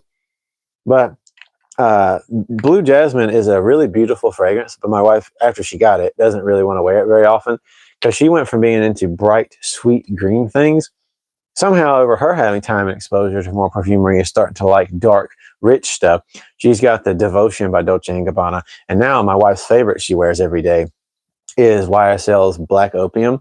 But yeah, definitely to my mom, check out Blue Jasmine by Dolce & Gabbana. It's a very beautiful fragrance. And also Latafa Yara, very beautiful fragrance. And real quick, I have Valentino GE Green Extravaganza as well. Well, Jonathan, I hope you enjoy it because it is a great fragrance. Also pretty good performance, just like Coral Fantasy. But like I said, Coral Fantasy is my main thing. And yeah, Mama, I see you comment. Definitely go check out Blue Jasmine. I could actually, when we see you again soon, could get you to just smell it on her, or like I'll spray it on her arm or something and you can check it out. But I just wanted to reel it back in and say one more time a thing about testing and learning how to understand testing fragrances, because there's something that is just super crucial, and that is remembering that you need, if you're going to get into fragrances as a hobby or especially as a content creator, it's just extremely important that you come to expose yourself to as many as you can, because certain things like this, I've said this a lot, but I'm going to, probably in a couple months, I'm going to give it some time, because the original got like 10 or 13,000 views or something like that. But Alexandria 2 by Xerjoff, this is a very well-searched, very popular fragrance that is very divisive because there's people who hate it, there's people who love it. But this fragrance was the one that showed me not to just judge a fragrance right away, to try it, smell it. That doesn't mean force yourself to like something that you really don't like. But this fragrance, Alexandria 2, taught me that you need to expose yourself for a while to things before you really make a full final decision. Because when I smelled Alexandria 2 for the first time, I hated this fragrance. When I first smelled it, something about it was off-putting. I like to tell people, even though I still say this, but in a more loving way, when I first came across Alexandria 2 by Xerjoff, unlike me absolutely loving 40 Knots and Naxos and Torino 21 and so forth and Herba Pura, when I first smelled Alexandria 2, in my mind, I'm always imagining stuff. Hold on real quick. Let me answer this. What next perfume are you planning to buy? So to start that, my next perfume that I'm planning to buy, I actually don't know, because I have 6 or 7 coming in right now. I got 2 God of Fire dupes and a handful of other ones that are coming in that were cheapies.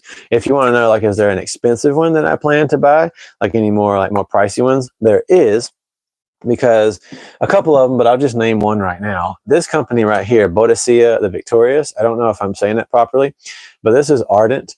I don't know. Yeah, I love these bottles. They look like classic, mystical, esoteric type of bottles. This is one of my favorite fragrances of all time. This one is on my top 10, kind of. It's tied with another one. But this company makes a lot of perfumery that are a little bit too much out of the price range that I'm willing to do anymore. Now I got a bunch of expensive ones for reviews. But this company right here, even on a discounter like FragranceNet, this bottle was more like $200 and some dollars. But this company has one that's called, like, I don't know, it's a blue fragrance, but something sapphire, and it's like $700 a bottle this size. I'm not getting that. I'm just throwing it out there that I really want to know what it smells like. So if I ever make like a really good payday, if I start getting really like paid or anything doing YouTube or something, I'll try to justify acquiring it to do a review for you guys, because I'm sure there's people out there buying it for status. But there is a fragrance by Boadicea the Victorious that even on a discount site is $700 for 100 ml, and that's crazy. But that's what happened when I bought 40 Knots as well, and I love it now. Absolutely. 40 Knots in my top 10. Like I said, I'm going to do a top 10 here in a second of my actual favorite fragrances of all time. I've never tried any of Diptyque. I think I said that right. Haven't tried any fragrances, or I haven't tried that particular one you suggested. I'm always telling people when you watch my stuff, please go ahead and suggest for me fragrances and stuff that I'd love to add to my list. Again, I'm not getting any more for a while, but I'd love to add them to my list of stuff that you'd like to see me do. But yeah, just real quick, like I said, Alexandria 2 really was the fragrance that showed me not to just assume if you don't like something at first that you're going to hate it. That doesn't mean, again, like I said, that you need to make yourself try to like something that you don't like. But it did show me that you need to expose yourself to different types of fragrance profiles for extended periods of time to develop your nose and your olfactory system so that you can properly really gauge if something is well done or not. And to be honest, it's not in my top 10. But it's almost there. It's definitely in my top 15 favorite fragrances of all time now, even though I absolutely despised it. I mean, I like it so much that I went out of my way. Hold on just a second. I like it so much that I went out of my way to buy a whole second bottle while I still was able to do so. Because there was a period of time where I was getting like extra discounts as my channel was growing. So yeah, fragrance that I once hated, I ended up going crazy about it and getting more later. But yeah, with that being said, I'll take you guys real quick. If we continue to post your questions and I'll come back through. But real quick, I'm finally actually going to get around to telling you my personal top 10 favorite fragrances. Although in reality, I can't honestly say that these are, all of them are in like the order that they're actually in. And there's so many that I wish I could switch out with some of these. But yeah, I hate decants. Yeah, tell me about it. I don't really care about those myself either, to be real with you. But so number one favorite fragrance.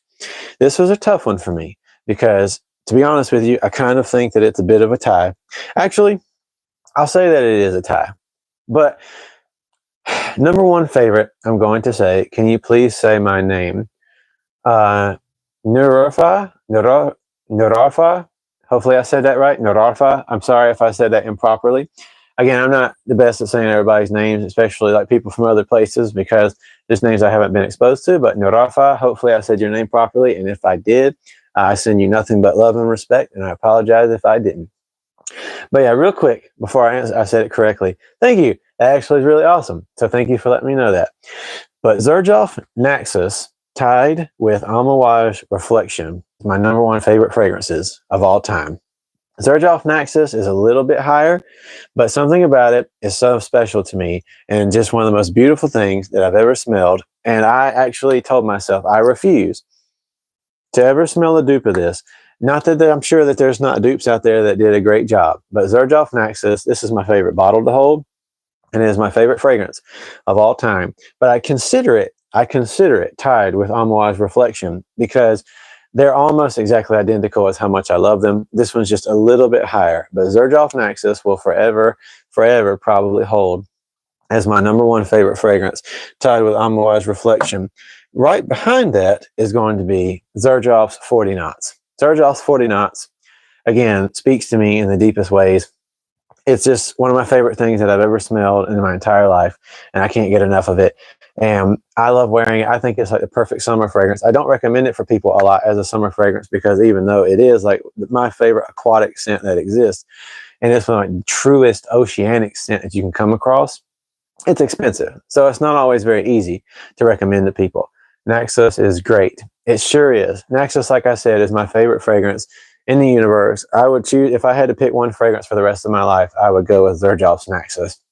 With that being said, 40 Knots, like I said, technically second place, could call it third place if you want to say Amouage Reflection comes under that if I can't have them tie.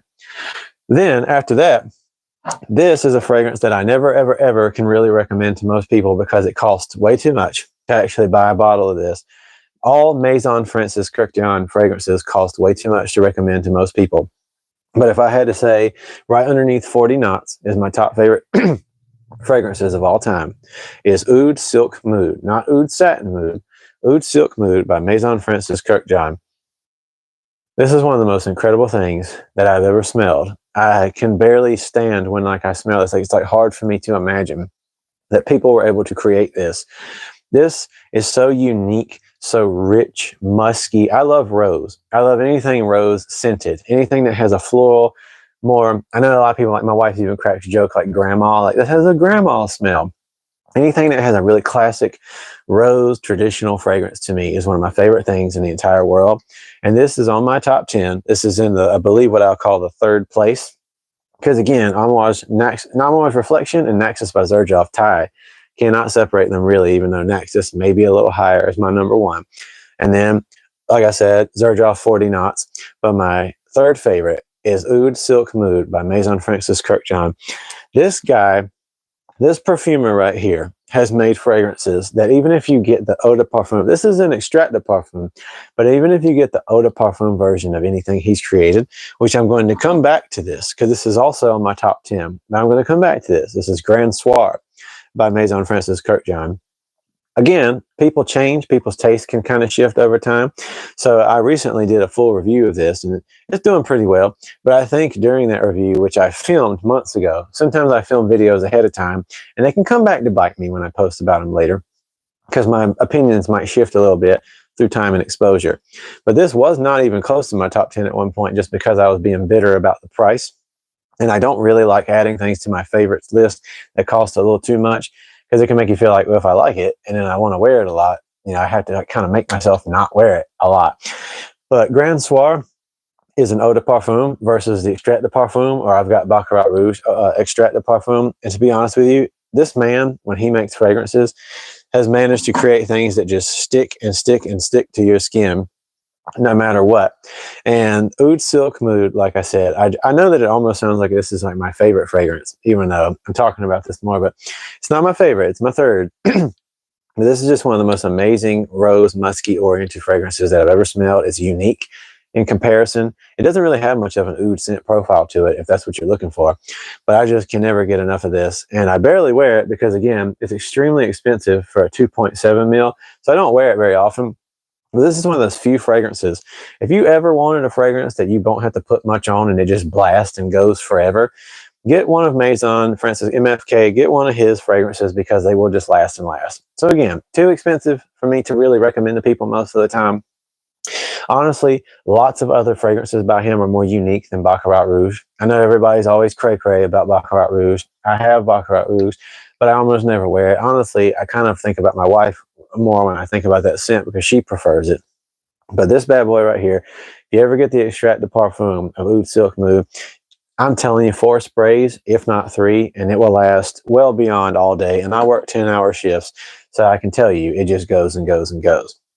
With that being said, next up on my list of my favorite fragrances of all time has to be Jean-Paul Gaultier's Le Male Elixir. Now, I will say, since if I was allowed to tie, if I was allowed to say things are a tie, I was very much a curmudgeon, or very much not into Le Male Elixir Absolute, which I have up there. I did a review for it. I wasn't feeling it because it just was too different for me at the time from the original. But I have grown to love it. Being completely honest with you guys, I love them both. But this original one right here, Le Male Elixir, Le Male Jean-Paul Gaultier. Sorry, I'm getting tired. Jean-Paul Gaultier's Le Male Elixir, 100% one of my favorite fragrances of all time. Before I was exposed to some of these more expensive ones like Xerjoff, Naxxus, 40 knots and stuff, this actually was my favorite fragrance of all time. It was my wife's favorite fragrance of all time for a while, along with Le Beau Le Parfum. But yeah, so this is definitely in that number 4 spot for my favorite fragrances of all time because it's beautiful, it's tonka, it's honey, that tobacco, the lavender, it just all comes together in such a way that's special to me. And other companies are trying to copy it. I've done the video for Rayhan Elixir. I've done the video. I've got Hawass Elixir. They are awesome. They are good alternatives. This is not that expensive. So in general, compared to other fragrances, you don't really have to worry about breaking the bank. But for what it's worth, I love this, and this will always be a special place in my heart. With that being said, moving on, the next one that's on my list, which this is the only one that's super cheap, but I had to add it on here, is Liquid Brune and Vanilla Dunes by Amouage. They're tied because I love the Altair scent profile, but I really think they do it better. They are a different take on it. They are their own thing. But Vanilla Dunes or Liquid Brune really come in there because they're obviously in fantastic prices, but they smell luxurious and expensive. Not every clone or dupe to me smells, the way the materials and everything is done, that's what makes the difference between a clone and the original is sometimes, or a lot of the time, a clone or a dupe will have something about it, and not just the price range. If you didn't know it was not expensive, a lot of them just don't have that feel that they were created with luxurious materials. Not that every expensive fragrance was made with good, luxurious, and high quality materials, but a lot of them were, if they're coming from a higher level parfum house. But with that being said, Liquid Brune and Vanilla Dunes, to me, just carry that very nice, luxurious profile that Altair has, but with even better performance and different variations of sweetness. If you want the more musky version, if you want a little bit more floral, go with Vanilla Dunes by Algorithmic. And if you're feeling a little bit more sweet and powerful, go with Vanilla Dunes. It's awesome to have them both, and they're on my list of favorite fragrances of all time, simply because, like I said, to me, Altair, too expensive, not the best in the world for what it's worth, when you can have that DNA. But even though they are the ones who created that DNA, still, I love PDM, but not going to go there. And then I might say, I really like La Mer Elixir. It's so fairly priced, probably my longest lasting fragrance. That's another thing about La Mer Elixir, is it is a performer. It was one of the first fragrances I ever had that really stuck to me and just kept going. Just like Sauvage Elixir. When I got La Mer Elixir for the first time, I was shocked at how well it performed. Just like Paco Rabanne's 1 Million Elixir. For a cheaper fragrance, or a more medium price range designer fragrance, I was pretty shocked when I saw how well they perform. So to this day, La Mer Elixir is in my top 5, top 10 favorite fragrances of all time. Next up on the list, and I'm almost done with my top favorite list of all time. Next up is going to be Rose Incense by Amouage. How old are you, Dimitru, or however you say it? I'm sorry. I am about to be 32. So this actual Sunday is my birthday, and I'm going to be 32 years old. And how old are you, my friend? I always say you don't have to pay a lot to smell great. And you're absolutely right. There are a lot of fragrances that don't cost that much, or even if you get them off of discounters, that you don't have to pay that much money to smell fantastic. There's so many cheap ones you can get that just blow other ones out of the water. But yeah, the next one, like I said, I love rose fragrances. I love more old woman or florally smelling type rose fragrances, but I also like a good, nice, musky, masculine type of scent. And Amouage killed it once again. Just like how I love a lot of other Amouage fragrances. When they did Rose Incense, this is one of the best rose fragrances that I've ever smelled. And if a man is interested in getting a rose fragrance and you don't want to get something that's a little bit more feminine, I don't mind. Roses Vanille and also Roses Greedy by Mancera are some of my favorite fragrances, some of my favorite rose fragrances. I wear a lot, but they're not for everybody. And a lot of men who want to have something floral and rose oriented don't want to wear something that's a little too, for lack of a better term, girly. So if you're looking for something that's rose scented and floral but more masculine, definitely got to recommend 100% Rose Incense by Amouage, because it is powerful, just like most of their fragrances. It lasts forever, but it just has that something special about it that you can't complain about. And then I'm almost done with my favorites list. We're going to gear shift now to Tom Ford's Ombre Leather Parfum. This is one of my favorite fragrances of all time as well. This is on my list, as I'm talking about right now.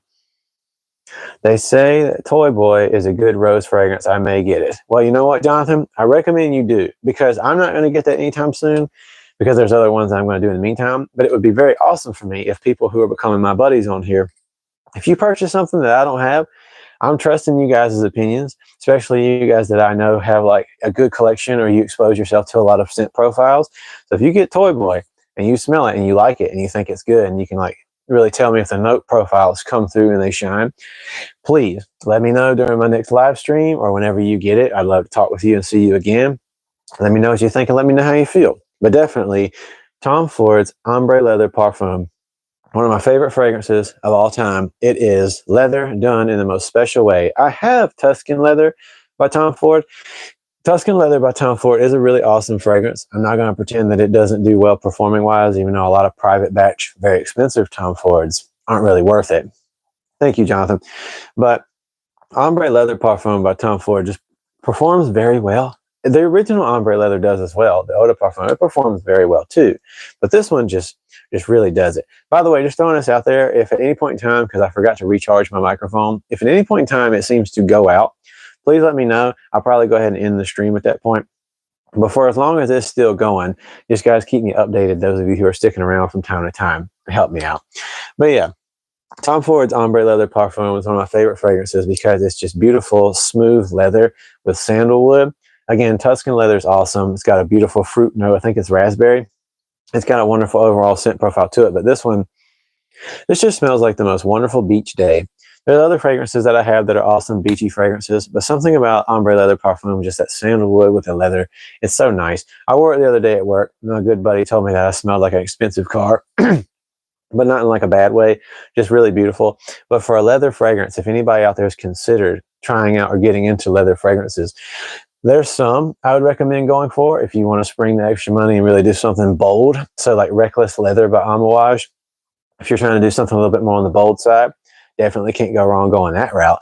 But if you're trying to keep it a little bit more chilled and a little bit more relaxed, and you want something amazing, but that lasts all day and just has something unique about it, Ombre Leather Parfum by Tom Ford, you can't go wrong with that.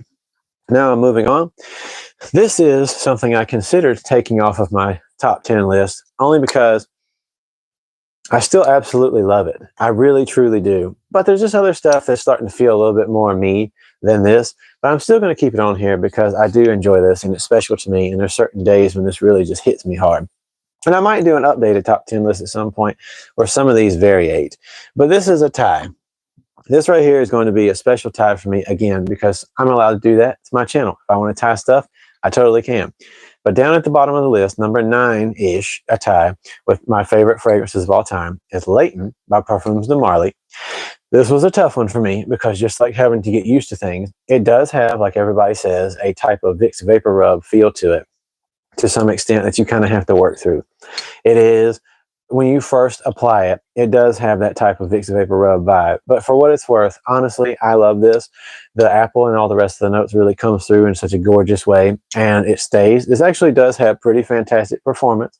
A lot of Parfums de Marly don't perform as well as people say they used to, but this one hasn't let me down so far for the most part. So Layton has something about it that really connects to me and will always be on my top list. But tied with it, like I showed you guys earlier, is Boadicea Victorious' Ardent. Again, I love floral fragrances, and this is extremely well done. Incredible performance, incredible lasting power. And it is rose with saffron and vanilla and a series of other interesting compositions that make something that I haven't even been able to find any like serious dupes of this yet. And again, it's not the cheapest in the world, but this is something that just has incredible performance for what it's worth. And I love the bottle. Like I said, it's very mystical, very mysterious, but it is just something special in a way that I can hardly make sense of. And then last but not least, because again, like I said, in honesty, once we got past 40 knots, most of these are not really in an order. They are just some of my favorite fragrances of all time. Like I said, Grand Soir by Maison Francis Kurkdjian has to be on my list because performance already, like I said, forget about it. Incredible, crazy, but this is boozy done right. I also love Initio's Side Effect, but when it comes down to like a really nice, if you want a decent, cheaper option for Layton, check out Roche's Mustache. I'll definitely have to check that out. I've never smelled that. I haven't even heard of that before. That's the crazy thing about some of these variations and dupes and cheaper options is there's so many that things I've never even heard of before. When I'm like trying every now and then to do some research on TikTok or somewhere like that to see what people are talking about in the cheaper world, in the dupe world, there are things that I'm blown away that have like 30 versions, not literally, but have like multiple different versions. I'm scared to death because I have Baccarat Rouge Extrait de Parfum, but I have a $13 supposedly really good clone coming of that.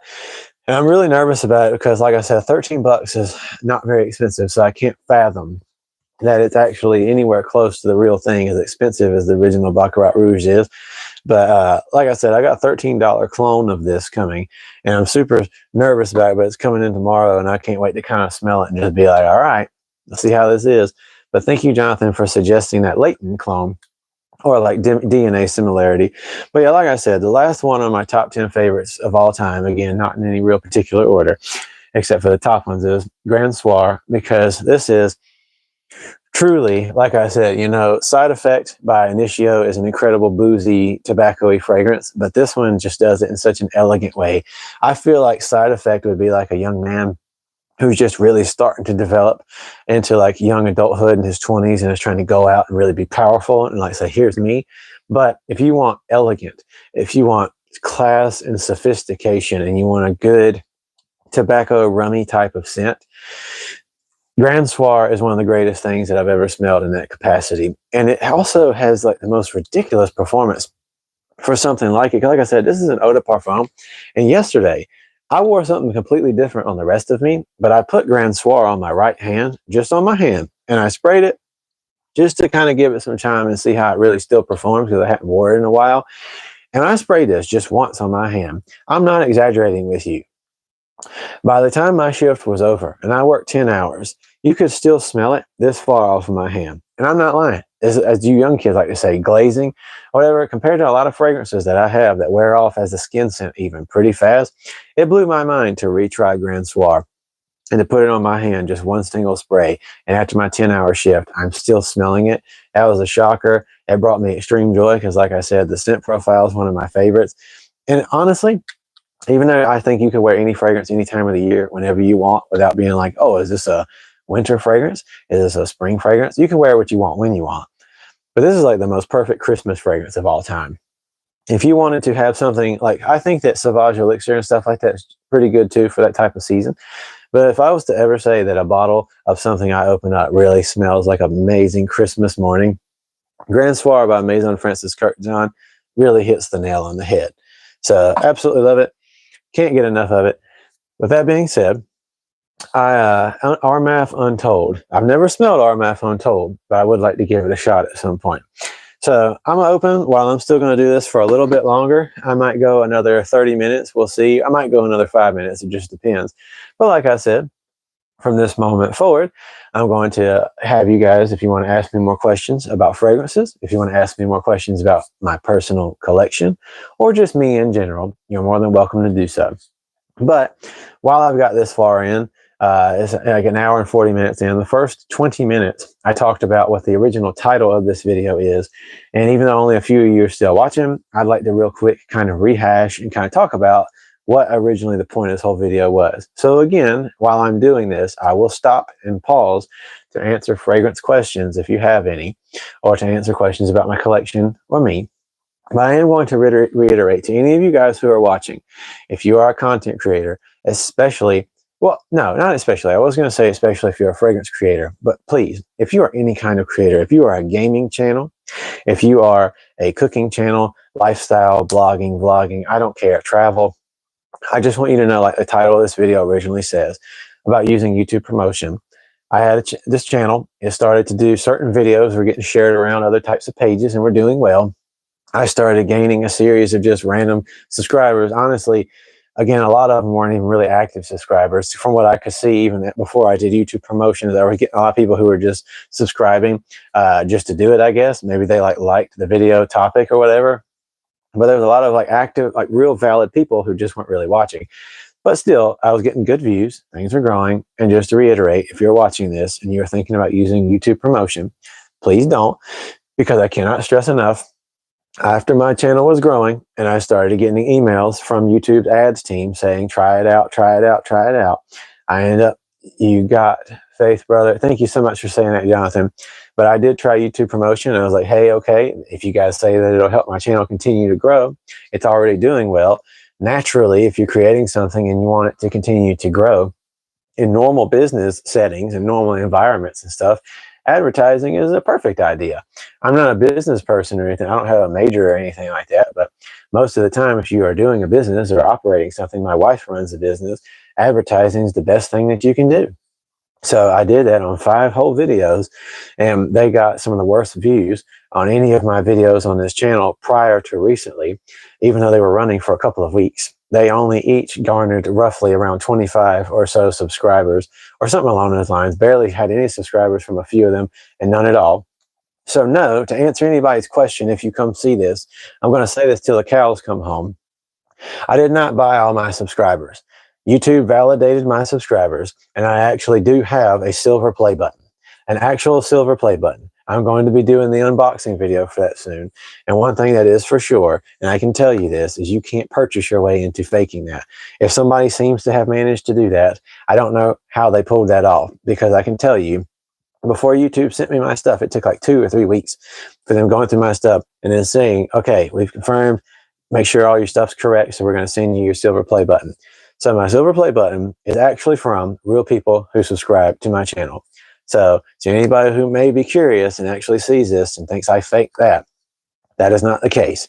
On the other hand, though, because I can assure you that when I personally advertised, it barely gave me anything.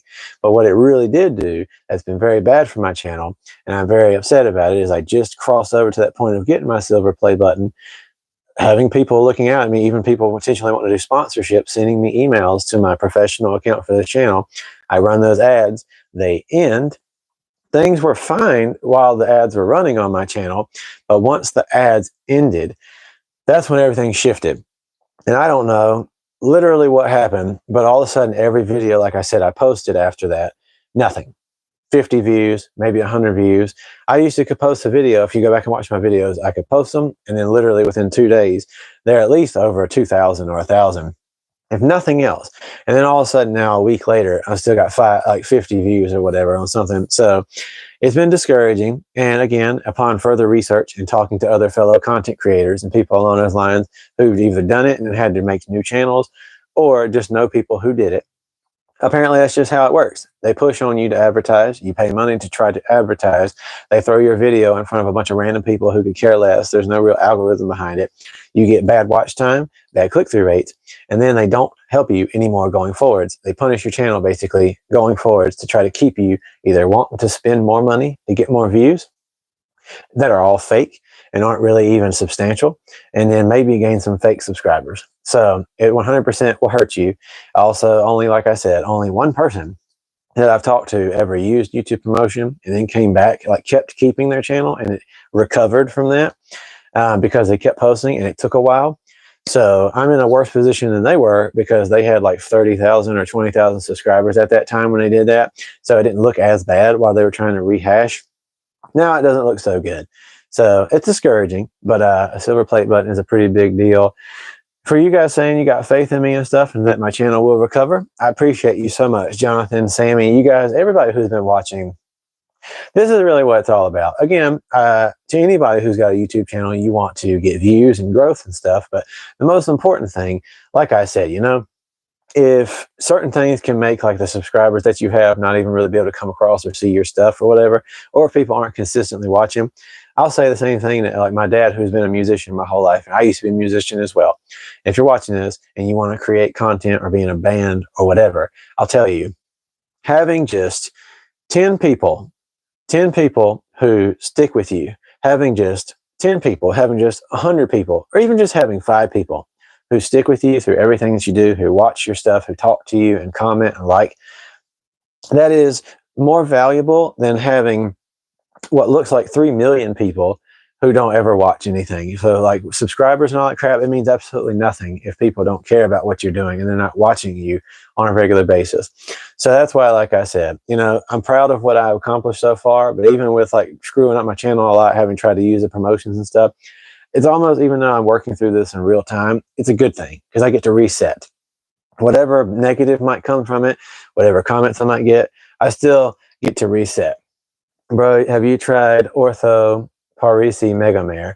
I have not tried that. I will answer my buddy here, Harsh, real quick about a summer fragrance, because I know a lot of you guys will ask about that, and you can't just go back and hear when I said it before. So as far as a really good summer fragrance, Dolce & Gabbana Light Blue Intense, Eros Energy by Versace, perfect summer fragrance, similar to the Creed Aventus DNA, but more lemon citrus bomb, and honestly just fantastic. If you're looking for something a little more light, then Club de Nuit Sillage, well, by Armaf, I think it's Armaf, Club de Nuit Sillage. It's a take on, Creed Silver Mountain Water, but it's more longer lasting, much better price. Honest to goodness, I would definitely say Hod Lodge's Island, because even though I love and have Le Beau Le Parfum, this one's way cheaper, even though the original is not that expensive. If you just want to spring for it and have a really nice bottle, Le Beau Le Parfum is fantastic, but this performs pretty much just as well. It's a little less projecting but equally longevity wise. And this was like what, $32, something along those lines. Also a really cool bottle. I like it a little bit more than like the man's body shape bottle, but that's just me. If you like that type of thing, that's you. But yeah, so those are some good summer fragrances. I'm going to keep it more on the cheaper end as I recommend that kind of stuff going forward. If you don't mind spending the money and you want to get something a little bit more expensive, then I would say for sure either Jubilation or Reflection Man by Amouage. Really good musky floral type of summer fragrances. And one more time, going through it, even though my buddies Jonathan and stuff, if you are still watching, you've seen me talk about this over and over again, but sorry, you guys, to anybody who's watching now. Definitely Oud Lemon Mint by Mancera. Fantastic. Oud Blue Notes or Oud Lemon Mint or Intense Cedrat Boise. Fantastic summer fragrances. Bright, a little bit cheaper, obviously, on the price wise, but just very good, distinct, traditional, bright, fruity, kind of relaxed and citrusy summer fragrances. So a lot of these Manceras, you can't go wrong for the price that you pay for them. So I highly recommend those. So anything from along those lines. Now I will say again, if you're looking to spend a little bit of the money, I'm going to have to pull these bad boys out for you real quick. If you don't mind tossing out a little extra cheddar, then these are some of the best summer fragrances that I've ever come across before. This is Xerjoff's Acento. By the way, it's really funny because I never know what's going to pop up to be the new thing in the algorithms. I really don't. But here recently, hold on, I'm thinking of getting ADG Parfum, Light Blue Intense, or biting the bullet and getting Megamare. I don't really think Megamare is the way to go. Again, I've known somebody who had it, and it's just not really necessarily. Joe Jack, by the way, hello, buddy. I don't really recommend getting it just because, like, it's not the worst thing ever. It's not bad at all. It's just not necessarily worth it. If you could save a little extra cash and get the Parfum Aqua de Joe or get Light Blue Intense, get Dolce & Gabbana Light Blue Intense because it actually has really incredible performance. It's not a bad price. You can get a really good sized bottle. Hold on real quick. I'll show you guys. For like this right here is the 6.7. Obviously, you can see that I enjoy this and I wear it a lot. This was one of the first fragrances that my mom ever got for me, and she's still watching, by the way, so you guys feel free to say hey to my mom. But Dolce & Gabbana Light Blue, and especially Light Blue Intense, is a fantastic choice for anybody who wants a really good, soft, but beautiful summer fragrance. Just picked up Mancera French Riviera. Fantastic choice. I myself was not the biggest fan of French Riviera. It just didn't land for me the way that I would have liked it to. But in general, French Riviera by Mancera really was like a fantastic choice for anybody who's into that type of thing. It's just a little too Febreze for me. But yeah, if you got the money to spend and you're looking for a really good summer fragrance, because these, I think, if you go to like Fragrance Net or Max Aroma, I normally would like people to go ahead and get like the full real deal if you're going to do it. But if you just want to save money, Fragrance Net or Max Aroma, you can get your hands on Acento for like $140, $150. But yeah, Acento by Xerjoff. Incredible, incredible summer fragrance. But even taking it to the more mango-oriented thing, I know people love talking about God of Fire, right? Everybody is cuckoo for Cocoa Puffs over God of Fire. But, oh yeah, everybody, my mom's commenting and saying, hey, by the way, just throwing that out there. These guys right here, to me, are like the perfect mango-y passion fruit type of summer fragrance, if that's what you really want. So other than Eros Energy, or Mancera Oud Blue Notes or Oud Lemon Mint, if you guys are looking for a fantastic summer fragrance, save some money, because again, these are honestly cheaper from what I've seen than something like God of Fire, but these are way better performance. I'm not exaggerating. Again, I'm not sponsored. I wish Xerjoff would sponsor me. I know a person who gets free stuff from Xerjoff, and I think, wow, this is, I really hope I can have that one day. If there's any house I'd like to receive things from, it would probably be either Amouage or Xerjoff. So hopefully we can get me to that point one day. But Herba Gold and Herba Pura are some of the most fantastic fragrances that I've ever come across in my entire life. There is something super special about these because I never thought I would really like mango stuff. I never really thought I'd be a big fan of anything passion fruit oriented. Hey, for Florida, it's perfect. You're absolutely right, Jonathan. It is. If you are looking for a really good mango type of profile, because I know a lot of scents try to do that whole pineapple thing. A lot of companies want to go. Sorry, I lost you guys there for a second. One that blew my mind recently was Hedonist Extract, but so many people say it smells like Vibrato and Tiger. I haven't smelled any of those, to be honest with you. Like I said, when I do these things and I talk to you guys, y'all suggest things for me that I've never personally even heard of, and I appreciate you guys. And by the way, Mama, that's Sammy, and that's Jonathan is Redbeard and so forth. Like, these are some really good people who've been supporting me through and through. They've been wonderful guys on here, and I appreciate them so much for being here, like more than you can possibly understand. But yeah, like I was saying, a lot of these summer fragrances are trying to go towards that more like pina colada type of thing. So coconut, pineapple, what have you. Some companies go for that lemony or yeah, just in general type of coconut smell. The Zerjoff I got is awesome. And it brings me so much joy that you even have a Zerjoff that you love. Can't take pineapple fragrances anymore. Dude, there's so many pineapple fragrances at this point. It's not even funny. Because again, one of the most played out DNAs, I think that Creed Aventus could have so much going for it if so many companies didn't want to copy it. That's what I don't personally understand. I have like 5 fragrances right now, 4 or 5 fragrances that I've just kept. There's more that I gave away that are Creed Aventus DNA. I don't understand why so many companies want to copy that, because there's already enough cheap ones. Okay, even back to like the very first ever 2 that I got that I don't even have anymore is like Mont Blanc Explorer. And then also, what was it?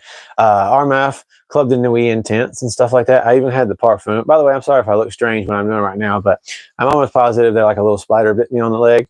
So I'm just reaching for that. But anyway, I had Mont Blanc Explorer and all that stuff, and I thought they were nice enough. And then since then, you know, again, I've got Emeer, Emeer by Lattafa. I've got Hot Wasp Black, and there's just so many wannabe Creed Aventus type of DNA, and I've already had real Creed Aventus before. Like I said, I've got Creed Aventus Absolute's dupe coming in. I'm not gonna, unless I make a lot of money and I have a reason to do this, I'm not buying Creed Aventus Absolute. So if you guys want to see me review that, unless they start selling samples on the site that I get stuff from, that ain't gonna happen, because the cost versus what you get of Creed Aventus Absolute and like the performance of it, I might as well just go get myself another little bottle of Baccarat Rouge 540 extract, because it's just not worth it, dude. But for me, I'd rather have this mango type of passion fruit thing that's starting to go on, because it's just a little bit more fun, a little bit more tropical summer. The pineapple woodsy thing is kind of played out for me. What are your thoughts on Silver Mountain Water ignoring the performance issue? That's a fantastic question. If you really want to talk about ignoring like the performance side of things when it comes to Silver Mountain Water, like I said, you know, the only reason that I got Club de Nuit Sillage is because I just wanted this type of scent profile to last longer.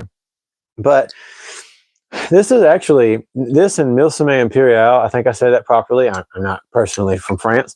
These two are my favorite Creed scents. I don't really like Green Irish Tweed. It smells like soap, and honestly not like my favorite kind of soap. But when I first got this bottle in, this is the only full-size bottle. I usually only got samples of Creed fragrances to do their reviews for. This is my first ever full-size Creed fragrance, and this is my favorite. The green tea mixed, the matcha green tea type of feel mixed with that mango overall, not mango, sorry, the matcha green tea mixed with that melon and everything else that goes into making what Silver Mountain Water is. Like I said, performance issues aside, which I really wouldn't mind so much if it wasn't so expensive to have a replacement of this, because I don't like super expensive stuff that you have to really smash on. I like expensive stuff if you can put on a little bit. So again, like Oud Silk Moob. But I think this is an incredible fragrance profile. That's why, again, I had to get a copy. But I love this. It's beautiful. The melon doesn't smell cheap or fake or anything like that. It smells sincere. The green tea notes is my favorite thing about this. And the reason is this does remind me of a shampoo, but not in a bad way. When I was very young, I don't know if you guys know what VO5 shampoo is. My mom used to wear VO5 shampoo. And when I was very young, she had a green tea scented one. This smells identical to that with a melon note. So it's really well done, but it's also nostalgic for me. And this is just like an incredible summer fragrance, and I love it. So I think that overall, Silver Mountain Water by Creed is a beautiful, incredible fragrance profile. I just don't wear it very often because I don't want to, I don't want to burn through it or anything like that.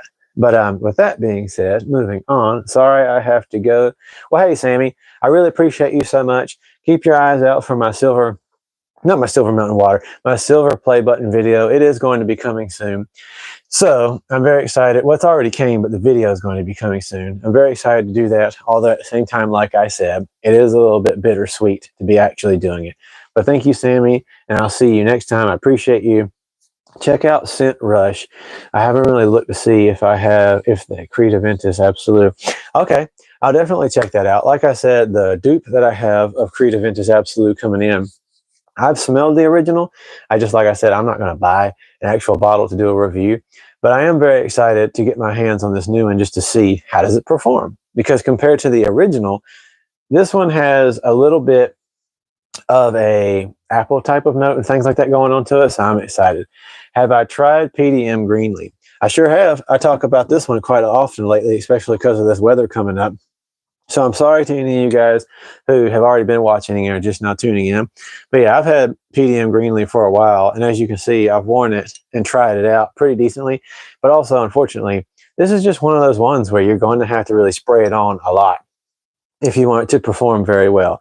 And have I tried Spice Bomb Extreme? Yes, I have, Harsh. I actually just recently, if you go check on my channel, if you're willing to, any of you guys coming through here, if you're willing to go check out my real reviews, go to my channel here and check out. So it's like literally 2 weeks ago or so, I did a full like 8 to 10 minute video review of Spice Bomb Extreme.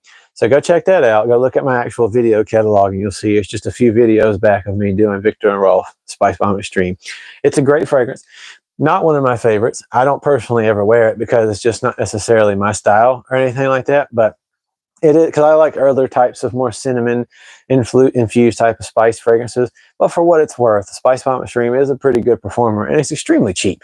I got my little grenade bottle down here right now.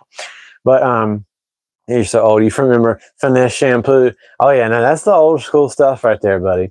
But yeah, Parfums de Marly Greenly, definitely not one that I recommend to a lot of people, only because it is a good summer scent. So is Sedley by Parfums de Marly. I don't have that, but I've tried it a handful of times. Again, I got a buddy who has it. It's okay. But for what it's worth, I just don't see the point in spending this kind of money for something. That's kind of like, you want to know something? Just throwing this out there for you guys who are watching. I keep seeing people go goo goo gaga, especially on TikTok and stuff, over Louis Vuitton fragrances. You want to know something? I had the opportunity to check out Imagination, Afternoon Swim, and all that jazz. I had the opportunity, somebody that I knew showed me there was a store that I could smell them. And everybody is so crazy about Louis Vuitton fragrances lately. And I just want you guys to know, none of them are really that worth it. If you don't mind spending the price tag for stuff like that, I'd rather you get you a PDM or something like that than a Louis Vuitton fragrance. And if you don't like me saying that, that's okay. I'm not trying to be controversial because it wouldn't do me any good if I was. But if anything, I might lose people watching me or subscribing to me if I was to try to be controversial along those lines. I'm just being dead on, straight honest with you guys, is that the Louis Vuitton fragrances to me are so not worth the money.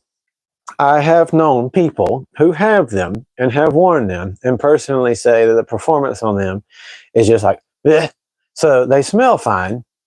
But sometimes I notice that some of the fragrances people seem to like the most, like those Louis Vuitton ones, I like certain things like Bleu de Chanel, the Parfume. I like certain things that obviously like a lot of people enjoy. I like, obviously, like I said, Dolce & Gabbana's Light Blue Intense. But for me, I get the most excitement like out of the Oud Silk Mood, the Herba Pura. I get the most excitement out of fragrances that really have something a little different to them. Something a little special that feels like the perfumer who created it took their time and really cared about what they were doing.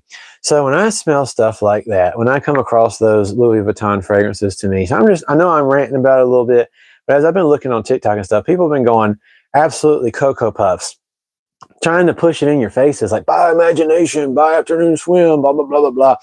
But I'm going to be straight with you. They're trash. I know that's very aggressive, so I don't really mean that. But like Louis Vuitton fragrances are so overhyped. It's such there's so much more you could do for summer. There's so much more. So all these I don't know if they're sponsored or what, but all these influencers who are like, dude, Louis Vuitton, I just don't think it's that great. Not that, like I haven't tried any of their dupes. Maybe some of their dupes have like a decent twist on them or whatever. But for me personally, I just think people keep talking about those way too much. God of Fire, okay. I see people keep bringing up God of Fire a lot because especially like Vulcan Few, which I got on the way. I'm excited to review Vulcan Few for you guys. I also have another God of Fire dupe on the way. and I'm excited to review and talk about. So that's a little bit more of a unique twist. Similar to these, like I said, mango-y, passion fruit type of unique, distinct type of scent. Summertime, bright, citrus.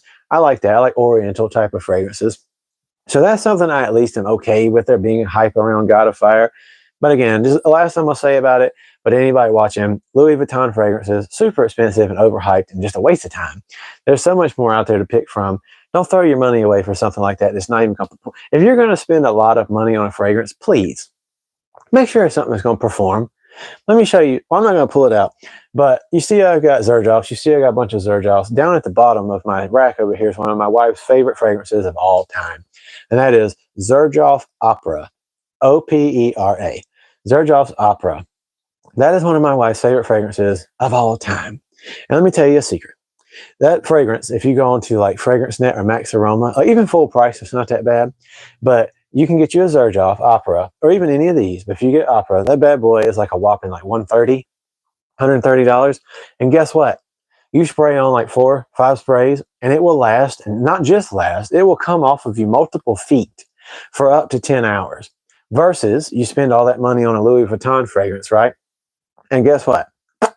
At the end of the day, that's very funny when I like that, buddy. But you go spend all that money on a fragrance like that, and then it just burns off of you in absolutely no time. It's just disappointing. That's why, like I said, I'm not going to buy Creed Absolute, Creed Aventus Absolute, because to me, it's absolutely, sorry, I'm a dad, I can make those kind of jokes. But Creed Absolute is absolutely pointless. Because you spend all this money for a mild variation of an already overhyped, overexpensive, and probably well played out fragrance, and then you just get meh. So like I said, I don't personally know whatever becomes the new thing, as far as I don't get to decide. I'm new here. Whatever is like currently circulating in the algorithm. But I have been interested in the fact that Herba Gold has been doing really well recently. I just out of the blue sky posted a video doing my little fragrance of the day with Herba Gold like 2 days ago. It was doing okay on TikTok and here as a short. And then I started looking, and all of a sudden I noticed like, wow, a lot of people are talking about Herba Gold right now. So it's only like a mildly, slightly different variation of Herba Pura, but just throwing it out there. They are fantastic, pretty good choices. But yeah, with that being said, you guys, we've already been, I swear, dude, I swear I've gotten bitten or something happened by a little spider or something, and I have no idea how it even got in my shorts. But I'm standing here right now, and it feels so strange. But you're just being real. You're right, Mama. By the way, again, anybody who drops through here, because I see the numbers come and go, that my mom is on here, so you'll hear me say Mama every now and then while I'm talking to her. But yeah, pretty much before I wrap this up, I'm not going to be doing this a whole lot longer. But if there's anything you guys would like to hear me talk about, anybody who's coming through, if you'd like to have me answer your questions about any of the fragrances you see here, if there's any fragrances that you personally are interested in, I might not have heard of them, I might not have tried them, or they might even be on my list. But please feel free to ask me about any fragrances you would like, and I'll tell you what I think, or if I have anything to give you as an opinion. But with that being said, yeah, like I said, I'm pretty much going to wrap this up pretty soon, because it's always fun coming here and talking to you guys. It's always fun. If you guys do use TikTok, by the way, while I'm working on rebuilding my algorithm here on YouTube, I'm going to kind of be doing a little bit more on there, because even though TikTok pays less than YouTube, I have heard and noticed that it's a pretty good place to get yourself out there more in the fragrance community. Seems to be that you can meet a lot of other creators a bit better on TikTok in the fragrance community, and that's something that I'd like to do. The biggest thing I want to do as far as having a fragrance channel is meet other people who are in the fragrance world and kind of connect. Maybe even do collaborations at some point. I'm obviously not to that point yet. I'm not in that place where anybody's like now wanting to really do that. But it'd be really neat if I can get there. And who knows? Like me and my wife really think one day, I see in Europe, we want to go to Europe again more. We have to save up money to do that. But if I can start really making anything doing this, it could be an option. So definitely what would be super cool is to be able to go to one of those big fragrance conventions that I see happening in like Italy and places like that. So maybe at some point, me and my wife will be able to do something along those lines. Also, I'm trying to convince my wife more and more to like do reviews. She's very outgoing in person, but very somehow camera shy. She can talk to like a whole lot of people, but when it comes to being on camera, she kind of not too comfortable doing that. But with her fragrances, like I said, she's got a handful herself, and even some of these ones that I have that she smells and likes. We want to do reviews, and she wants to be a part of it. So that's something to look forward to going forwards. But yeah, I'm not going to quit making videos. I made a mistake. I tried to promote 5 videos. It did really bad for my channel. Now I'm being penalized for it for the most part, but I'm not going to quit. I have had moments where I was like, maybe I shouldn't do this anymore because I don't want my algorithm just being completely screwed up. But also, sometimes you live and you learn and you make mistakes. And then in life, you bounce back. So if there's any message that I'd like to leave you guys with, while you, again, if anybody's got questions you'd like to ask me about my fragrances here, if anybody just wants to talk about any fragrances in general, go ahead and comment. I will answer you. But in the meantime, I'm just going to talk as a whole because that's what I do. But yeah, like in life, we make mistakes. In life, things happen and you try stuff out. It doesn't always go the way you would like it to. But even though you feel like giving up and you feel like excessively sometimes discouraged, please keep going, keep making stuff and putting it out there. You never know. There's always the opportunity to bounce back. And if you ever try anything and it doesn't end up working out, like this, somebody asked me earlier, a viewer asked me, how is it very expensive to get into doing fragrance creation? It's very expensive to get into any hobby, being honest with you guys. It doesn't matter what your thing is. You want to go be a bicyclist, you're going to have to spend good money and you go to somewhere like Lululemon and get you some nice skin tight skivvies. If you want to become a basketball star, I'm sure these days it probably costs money to have the nice new Jordans if you're going to go hit the court or something. Not literally. You can do everything for a budget. But if you want to get into a hobby, especially something like this, fragrances are a luxury thing. So it is going to cost money. And yes, there are cheaper things you can do. And that's one of the biggest things I'll say to you guys. If you guys want to become a fragrance content creator, honestly, you don't need to get all the expensive stuff. From what I'm seeing on TikTok and YouTube, people are really liking to watch videos of the liquid broom and the Hadlaj Island and lots of Latifahs and stuff like that. That's just like a very popular thing and people are into it. So if you can get your hands on like a handful, save up some money, save up some of your paycheck, if you can get your hands on a handful of cheaper fragrances that are currently popular, that's the best advice I can give you. Look on TikTok, look on YouTube, kind of see what's trending right now in the fragrance world, look up keywords and stuff and see what's currently trending. There's always new dupes and clones coming out. I see it nonstop, like the new Latifah Hamra that just came out. That'll be here for me tomorrow. Will me doing a video of that perform well? I don't know. It depends on how the algorithm rewards me. It also depends on if I post it at the correct time of day and all that stuff. I'm still figuring that junk out. If you was to read your YouTube analytics and see like when your audience is watching, it lies to you. No joke, my analytics on YouTube tells me that people are watching my videos mostly around like 7 a.m. And you want to know something crazy about that? When I posted videos at 7 a.m., they do absolutely horrible. I've tried to post videos around when YouTube on the days and times claims my audience is watching the most, and they do horrible, whereas posting something in the evening, certain days of the week. I also don't recommend posting videos on the weekend, like Saturdays and early Sundays, because people are with their friends and family and doing stuff. It seems to be that week afternoons, especially Tuesdays, Wednesdays, and Thursdays, seem to do the best. That's just for me, and it might just be a fragrance community thing. I don't know. But me and my wife, just throwing this out there, this might sound silly. If you guys got questions, feel free to ask. Me and my wife were doing paranormal investigations because I've been interested in that kind of stuff since I was a kid. I believe in God. I personally, this is no offense to any of you guys, I follow the teachings of Jesus. I read the Bible on a regular basis. That's who I am. No offense to you guys. I've also read the Quran 5 times now, the Bhagavad Gita, the Upanishads. I read a lot of texts because I want to understand different belief systems and histories, not so I can argue with or make fun of anyone, but so that way I can discuss with people and understand where they're coming from and not bash anybody. But yes, I personally do read the Bible and try to understand its contextual history and stuff. I don't sugarcoat things. I also don't stand for everything that you see. But with all that being said and put to the side, me liking religious histories, I believe there is a purpose and a value to things and a meaning behind the stuff that you do. But I also like paranormal stuff. And I like watching things about ghosts and things about haunted houses. I've never seen a ghost myself, but me and my wife have went to places that were supposed to be haunted. How, if that's true, if it works, I don't know. If you guys believe in ghosts, please, I'd love to talk about that with you. I actually was thinking about starting off my next stream, like next week or whatever, literally talking about paranormal stuff. and talking about ghosts and aliens and all that stuff and see what you guys think. Because even though I'm a fragrance channel, I like all kinds of stuff. And paranormal things and ghosts and stuff is kind of fun to talk about, especially seeing if you guys believe in them and why you do or why you don't. Real quick, let me read. I just got fragrances because when I was little, got turned on to them. Just get absolutely. Hey, same thing for me, man. I love fragrances too for the same reasons, because it's something I got into since I was a kid. But yeah, straight up, just throwing this out there one more time. If you guys are interested in paranormal stuff and you ever want to talk about that, my mom believes in God and the metaphysical. I'm not gonna be rude here, but Mama, I didn't even know you knew the word metaphysical. That's really awesome. But you went to Waverly Hills twice. I've got to ask you again, to anybody who's watching who wants to talk about fragrances, comment, say stuff about fragrances, ask me about my collection. But right now, while I'm waiting for you guys to ask me about fragrances, I'm going to talk to my buddy here about Waverly Hills. To anybody out there who don't know what that is, Waverly Hills, I believe, was a sanatorium in the United States. I can't even remember what state it was in, but I know it wasn't here in North Carolina. But you being to Waverly Hills is so awesome. That's like a dream for me. I've always wanted to go there. Like I said, here in North Carolina, me and my wife, because I grew up watching like ghost hunters and stuff.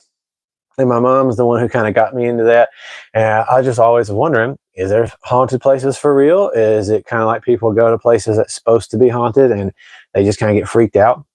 Or maybe certain things scares them into thinking they're experiencing something? I don't know. When me and my wife have went to places here in North Carolina that's supposed to be haunted, I can say that interesting interactions, it seems, happened. Cool things went down. We did the flashlight thing. If you've ever watched ghost hunting channels or paranormal investigators like I did growing up, they'll take flashlights that can be touched to turn on and sit it down. And then we've done that, and we've asked questions, and the flashlight cuts on and it cuts off. Not everywhere, but certain places we've been that happened, and it was really, really wild and awesome to have certain cool things happen. Some of our devices got interacted with in very specific ways.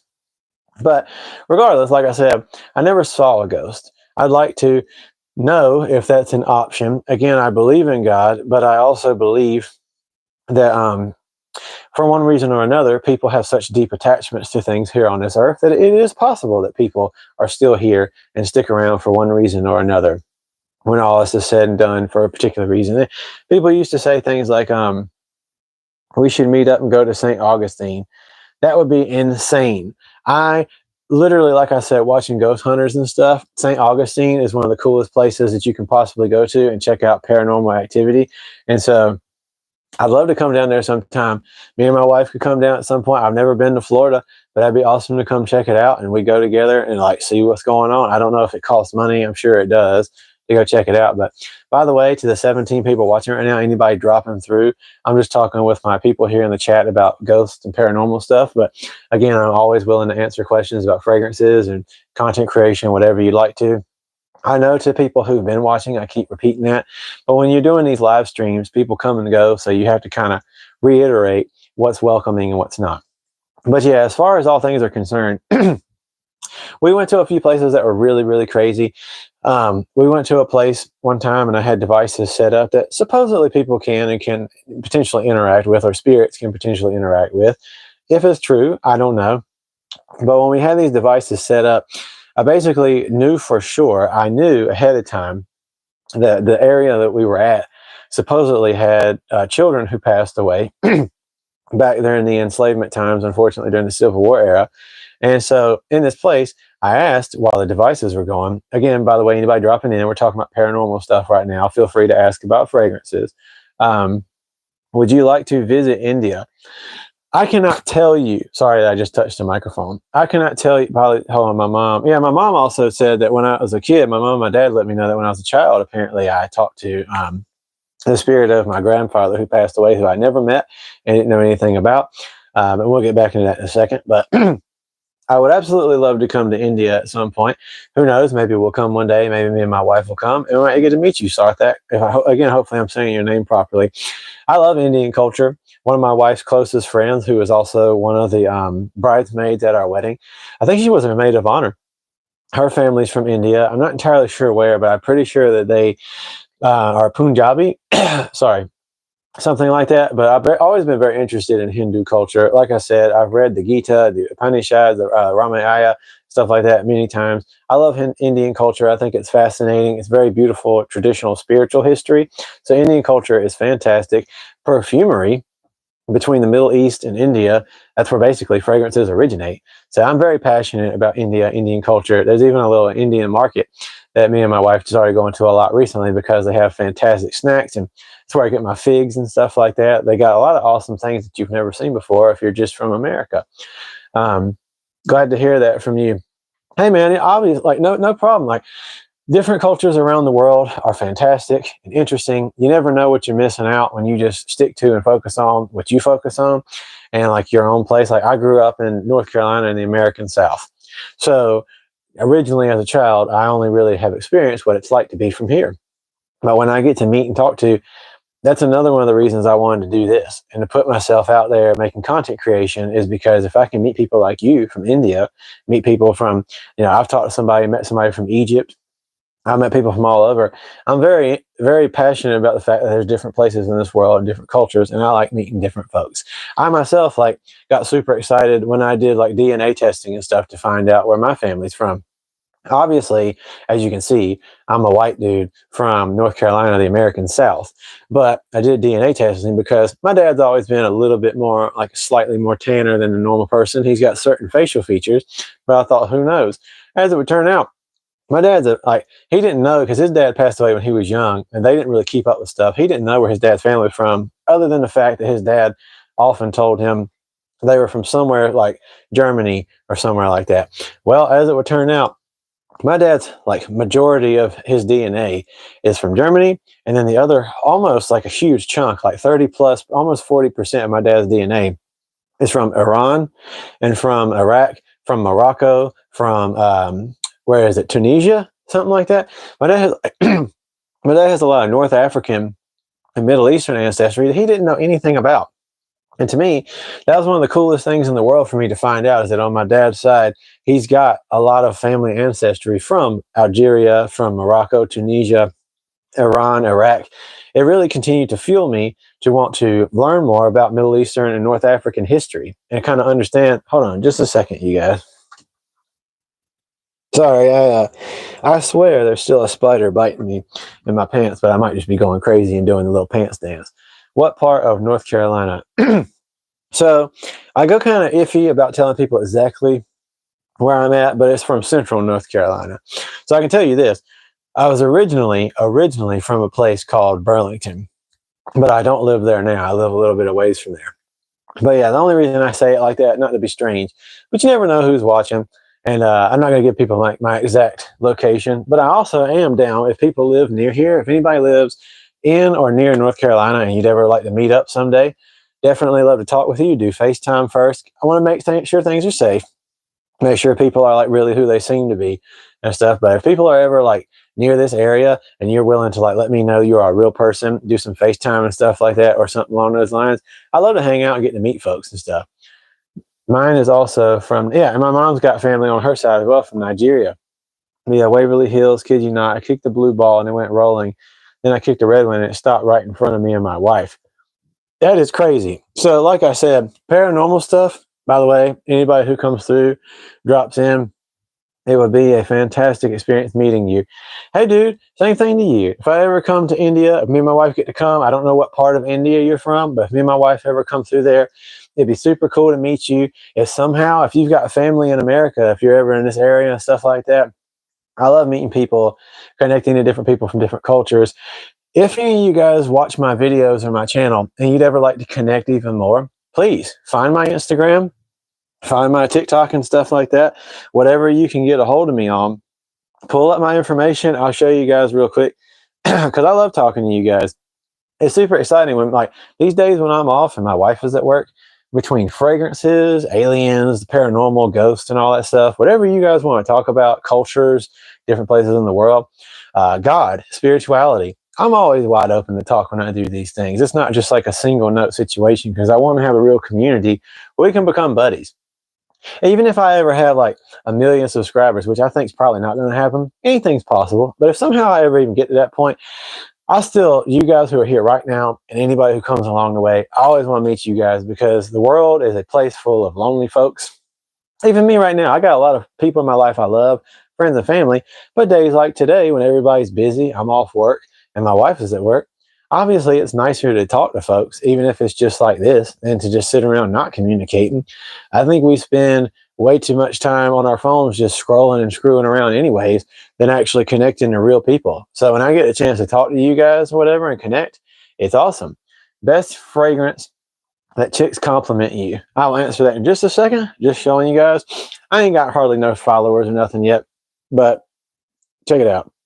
This right here, Douglas Moon Fragrance on Instagram, TikTok. If you guys want to actually message and talk, like message back and forth, I'm not just always sitting around able to message, but I will send stuff back and forth and we can become good buddies and stuff. There are more dumb people versus lonely people. Hey, MFP, most valuable player. I'm just kidding. No, to you, real quick before I answer Gavin, New Zealand, I think, NZ, before I answer you about fragrance with compliments and stuff, I will say, you're right, dude. No offense. Like, I love people. God bless you all. There are a lot of dumb people in this world. There's a lot of hateful people. There's a lot of bitter people.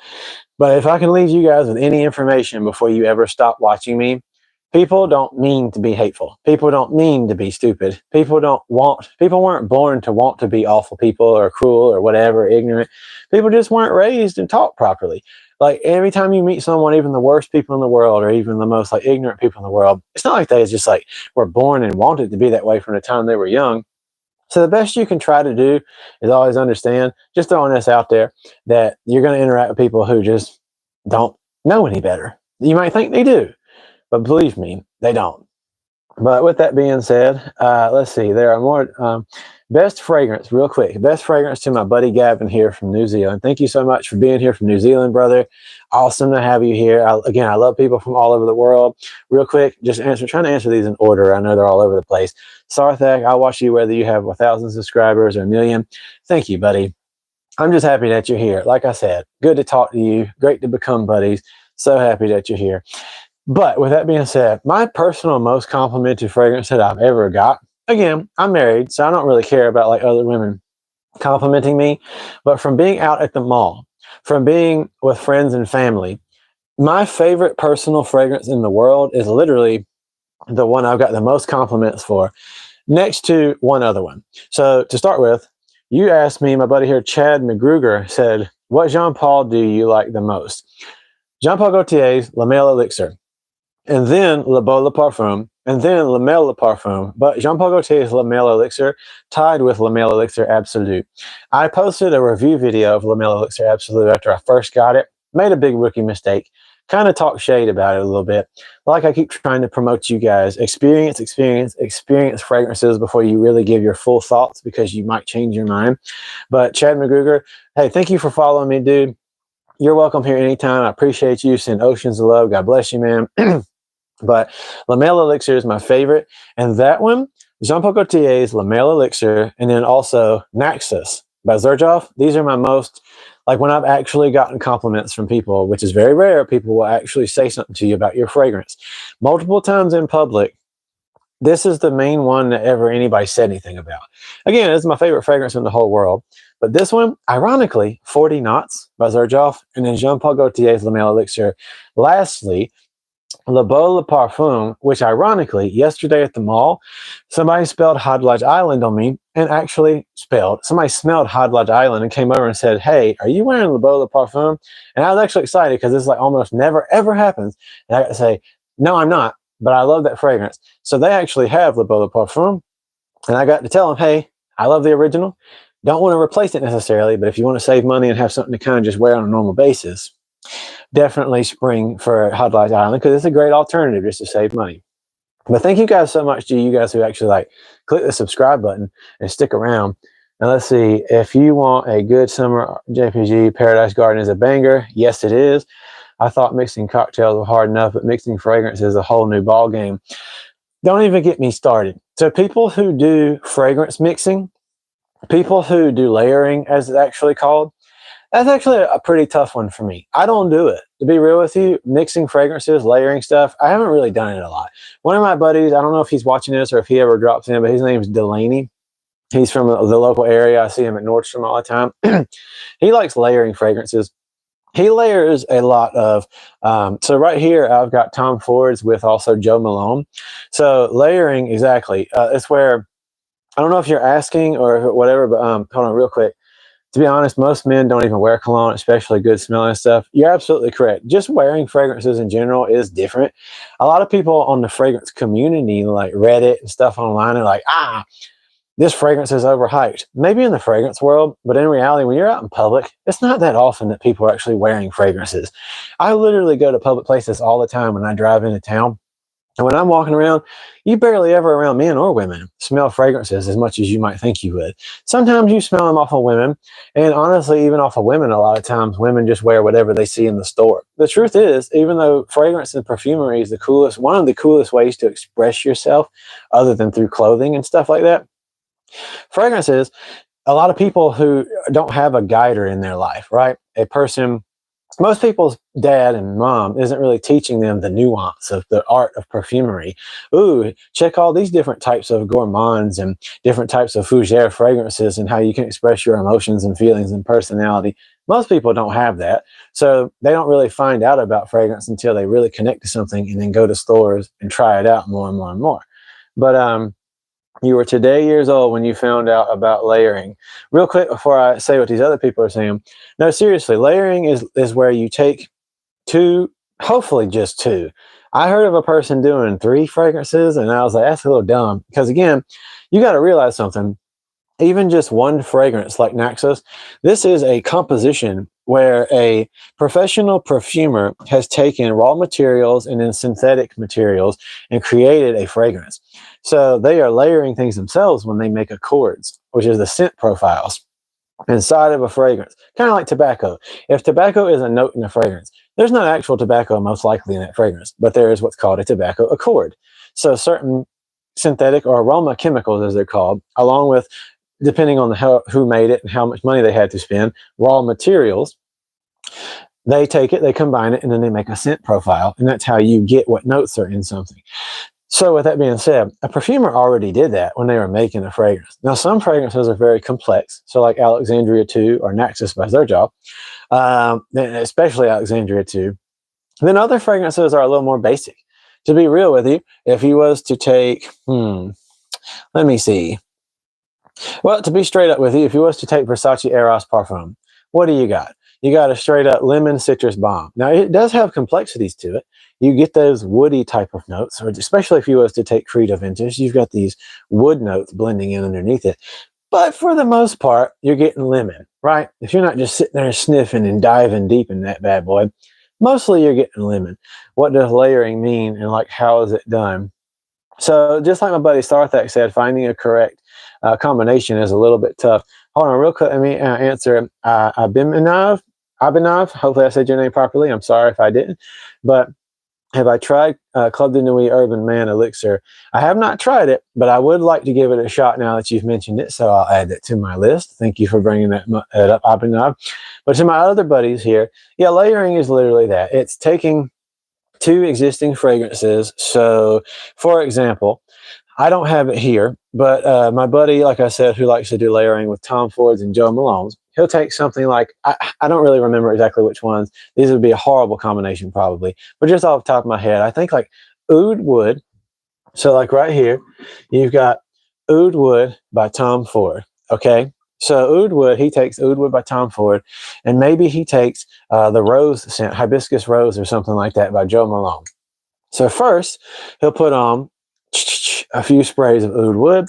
Then over top of it, he'll spray on a few sprays of Joe Malone, and then maybe leave it at that, or maybe do one more spray of each just to give it a really good blend.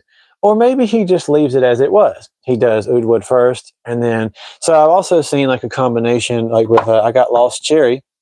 Well, I've seen people do combinations with cherry fragrances. I mean, it's like vanilla and other things like that. So, by the way, no problem for me doing explanations. I love teaching you guys stuff if I can. I'm not a professional anything, but I do love this kind of stuff.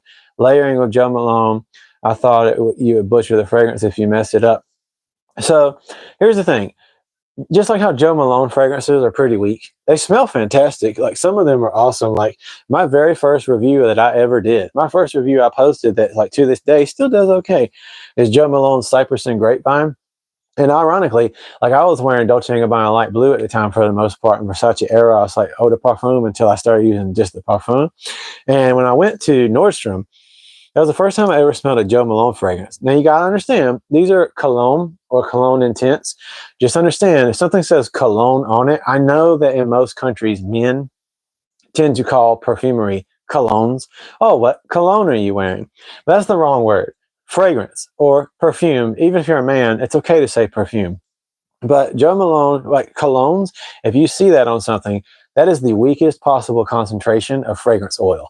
So you got cologne, cologne intense, eau de toilette, eau de parfum, parfum, or extrait de parfum, could be worded differently.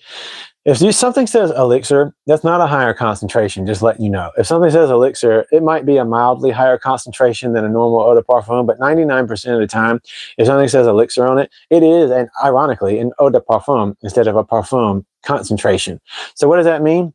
Something like this being a cologne means it's the weakest possible concentration of fragrance oil to overall composition of oils, fragrance oil to alcohol and water. Real quick, let me read these real quick. You're right, Chad McGruger, you're in California. You said cologne. I've been kind of up to know fragrances for a while, tried the channel thing, and kind of got away for it. Seems like you got to know your stuff to layer it. So I'm going to go ahead and answer a few of these things or say some stuff. You absolutely do kind of have to have experience with different note profiles and then just experiment.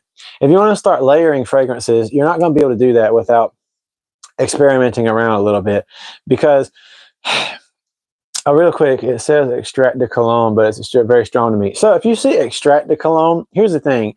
There are different ways they can play with and variate with the wording of stuff. And it can be difficult. Sometimes you have to actually look to see if it'll show you a percentage of fragrance oil by volume versus alcohol by volume. If you can learn how to read the boxes or the bottles, so you can kind of get a better feel overall for how much of the percentage actually is. But a lot of times, if something just says cologne, it is most likely the weakest version.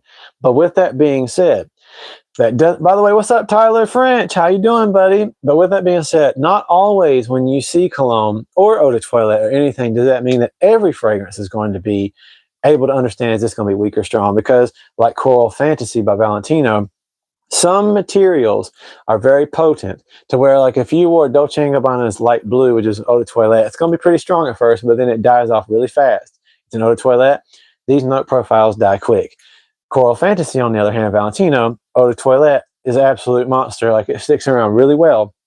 Cologne is so expensive, I don't want to waste not one spray. And I agree with you. Are there particular environmental settings to wear cologne and eau de parfum? That is a really good question. A handful of comments are coming through, so I'm going to try. Did you get my comment about doing a video or a short about spring, summer fragrances? Yes. So I did, and I haven't done that yet, but I am going to get around to do that, Tyler, and I'm really glad that you're here. As far as EDT for projecting, you're right. An eau de toilette is perfect if you want something that has really good projection. Again, longevity is not always going to be there. It very much depends on the fragrance and who made it. I've never tried Bleu de Chanel eau de toilette, but I have heard people say that it actually does pretty okay. Just like Dior Sauvage EDT. I've smelled it, but I've never personally tried it or even done a review for it. I've only had eau de parfum, parfum, and elixir. But I hear that it does pretty well. But EDT or eau de toilettes are very good for projection, whereas they don't last as long. Except, again, remember, there's always nuance. Some of them have good lasting. When you graduate to eau de parfum, which again is also what a lot of the times when you see elixir on something, it's an eau de parfum. That's when you're going to start getting better concentration. To be honest with you, a lot of times the eau de parfum version of something is like the weird audio. Are you able to hear me? By the way, just throwing this out there. Somebody just commented and said weird audio. So I just want to know, is my microphone gone out? Is it still working? I just want to be for sure, because I didn't charge my microphone before I started filming, so it might die. So if you're not hearing it very good, I'm not going to keep streaming for much longer because I don't want to drive you guys crazy. If you'd like me to hold my microphone up to my mouth, it's working. Okay, I don't know why this person said weird audio then, but hey, either way, thank you for being here. Audio is fine. Well, I appreciate you guys. Yeah, every now and then, I don't know, maybe it's that person's phone, who knows, but welcome here anyway. But with that being said, Dylan Blue is an EDT, and seeing that's one of those ones. Dylan Blue actually has pretty good longevity for what it's worth. But again, certain perfume houses are really good, whether it's an eau de toilette or perfume, at making things last. Because Versace is one of those perfume houses that they seem to make things that just have a. I've never smelled blue jeans, or I know I've smelled Eau Fraiche. I believe that's one of them, but for what it's worth, the Eros eau de toilette actually does have great performance. It's like fantastic, crazy longevity and performance, along with being like a beachly come off of you. I just prefer the parfum version of their stuff because it's just a little bit more scent wise, is kind of more my thing. But yeah, overall, there's a lot to learn when it comes down to perfumery. There's also a lot of layers. EDT is usually good for summer. You're absolutely right. My buddy here, if anybody ever checks out Seeing Redbeard or Jonathan comment on my stuff, he is actually a very knowledgeable fragrance person, and I'll read it out loud in case you don't see it. Eau de toilette is usually good for summer. Eau de parfum, kind of good, but mostly autumn to winter. And parfum is mostly good or usually good for the winter time. So for Eros, you're right, EDP smells the best. I prefer the parfum the best. They're very similar. I just prefer the parfum the best because it's just a little smoother. Some fragrances, I don't like smoothness. Some, that's all I really want. But the eau de parfum is like that perfect middle grade. If somebody's really going to be suggested which Eros to get, I prefer the parfum. But the eau de parfum has incredible performance and an incredible smell. I have blue jeans. It lasts a good while. Hey, that's awesome. Well, thank you for letting me know. But definitely, like my buddy Redbeard here said, for the most part, summertime, if you just want lift, if you're going to wear something, you already know if you live in a place that doesn't stay hot year round. If you want something that's going to have good lift off of you, but you already expect it's not going to last an extremely long time, especially if you're going to be outside a lot and you sweat a lot like I do, then having something that's just going to be quick and easy to throw on, especially maybe something that's a little cheaper but bright, perfect choice. But then again, like I said, when you got stuff like Herba Pura, Herba Gold, which are eau de parfums, these are also like fantastic choices. If you get something from Xerjoff, 99.999% of the time, you're going to get something that's going to perform like an absolute crazy monster, even if you're sweating like crazy. And so Opera by Xerjoff, and not every Xerjoff is a monster. Some of them are designed for more intimate times. Zephyro, which looks just like Naxos. This comes from the 1861 line.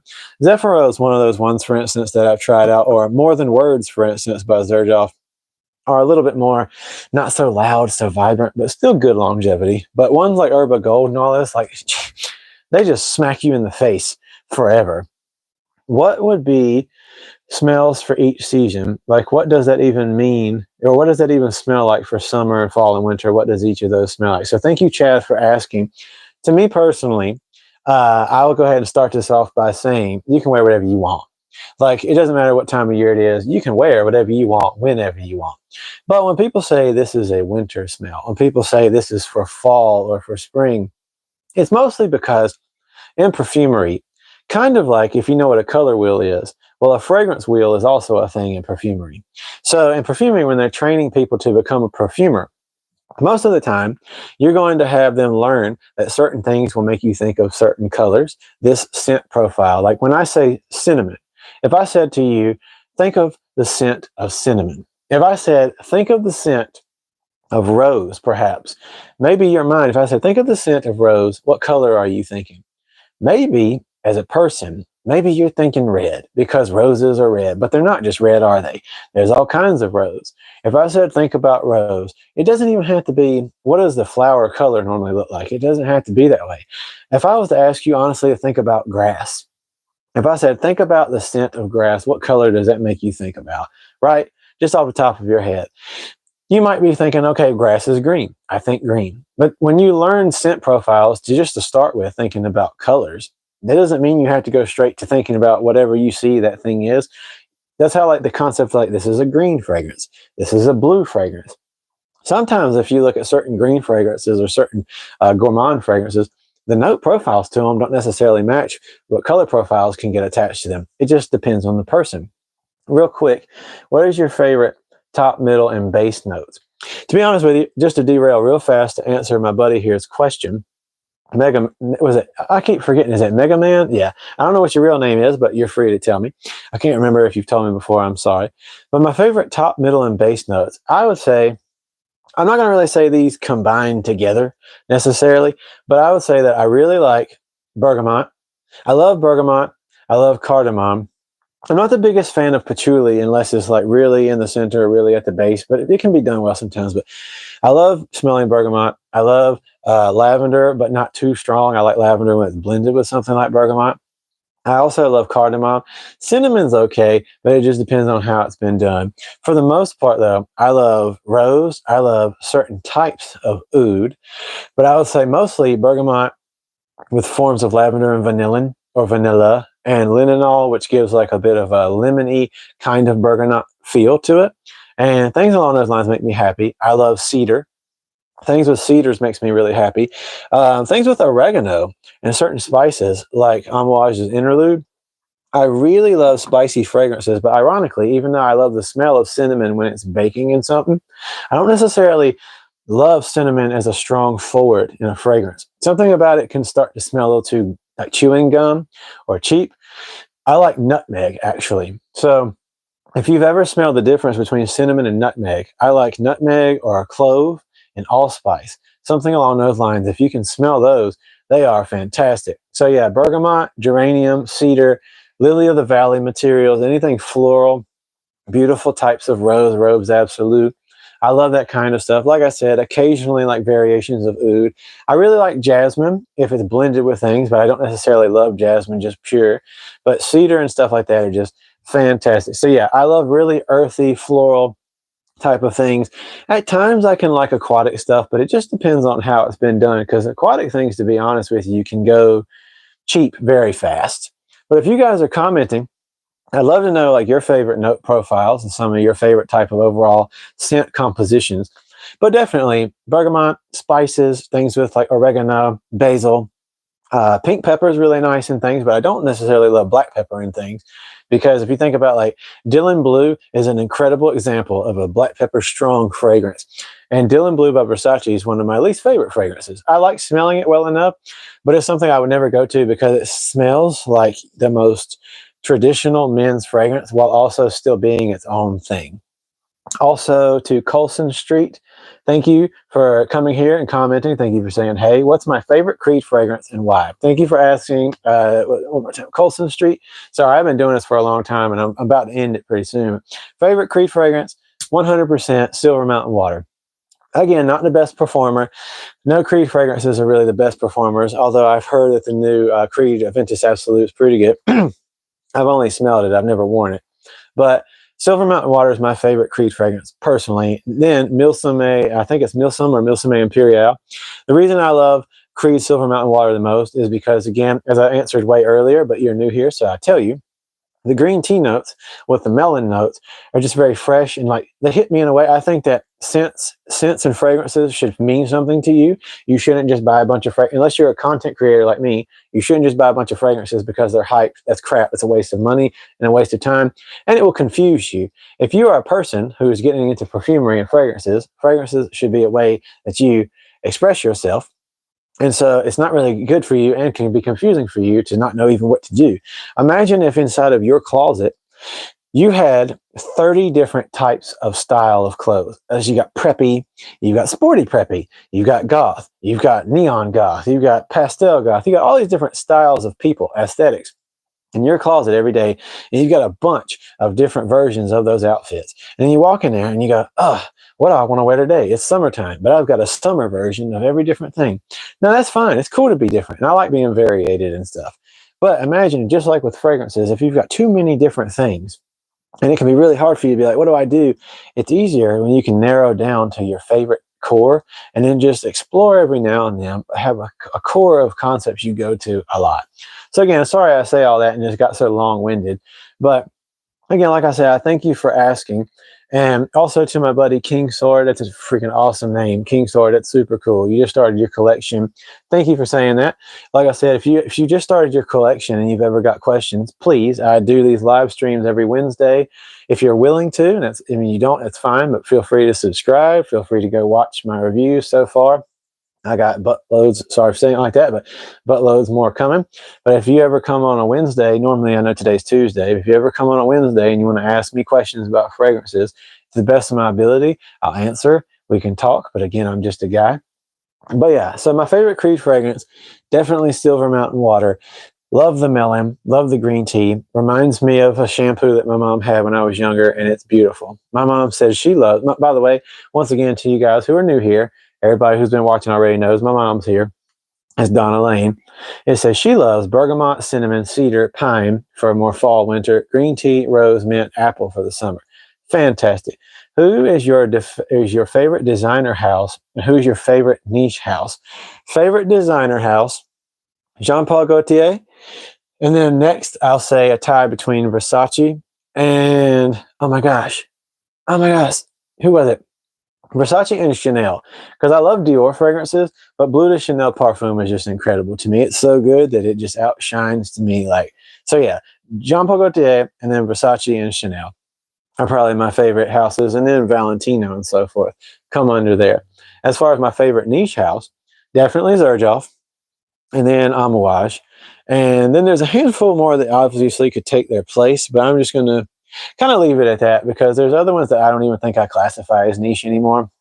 To be honest with you, it just depends on the person. Kind of like Perfumes de Marley, right? Or some people even say that their favorite niche house is Tom Ford, but I don't really think of Tom Ford as being niche, to be honest with you. They're a designer. Tom Ford is a designer, and his fragrances are not that unique, even though he has a niche line. So when people say synthetic, what do they mean by that?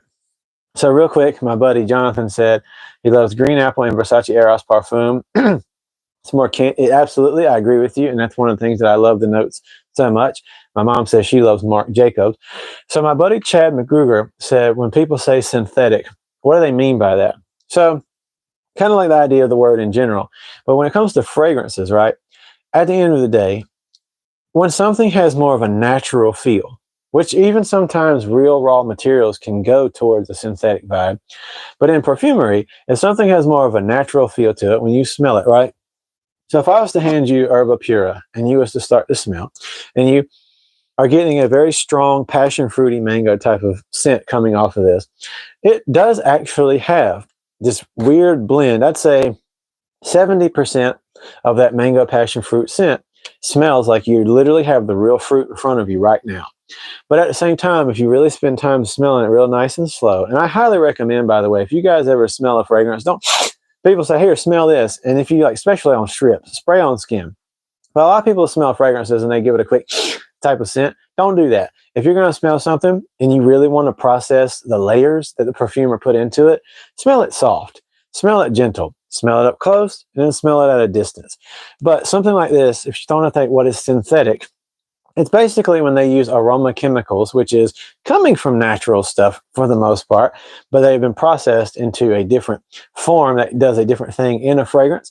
So certain aroma chemicals are just there. Like, I guess the best way to say it, this is a chemical that people don't really use anymore, but castoreum. If you look up castoreum, I'm not going to spell it for you guys right now, because I don't really know if I want you to look it up.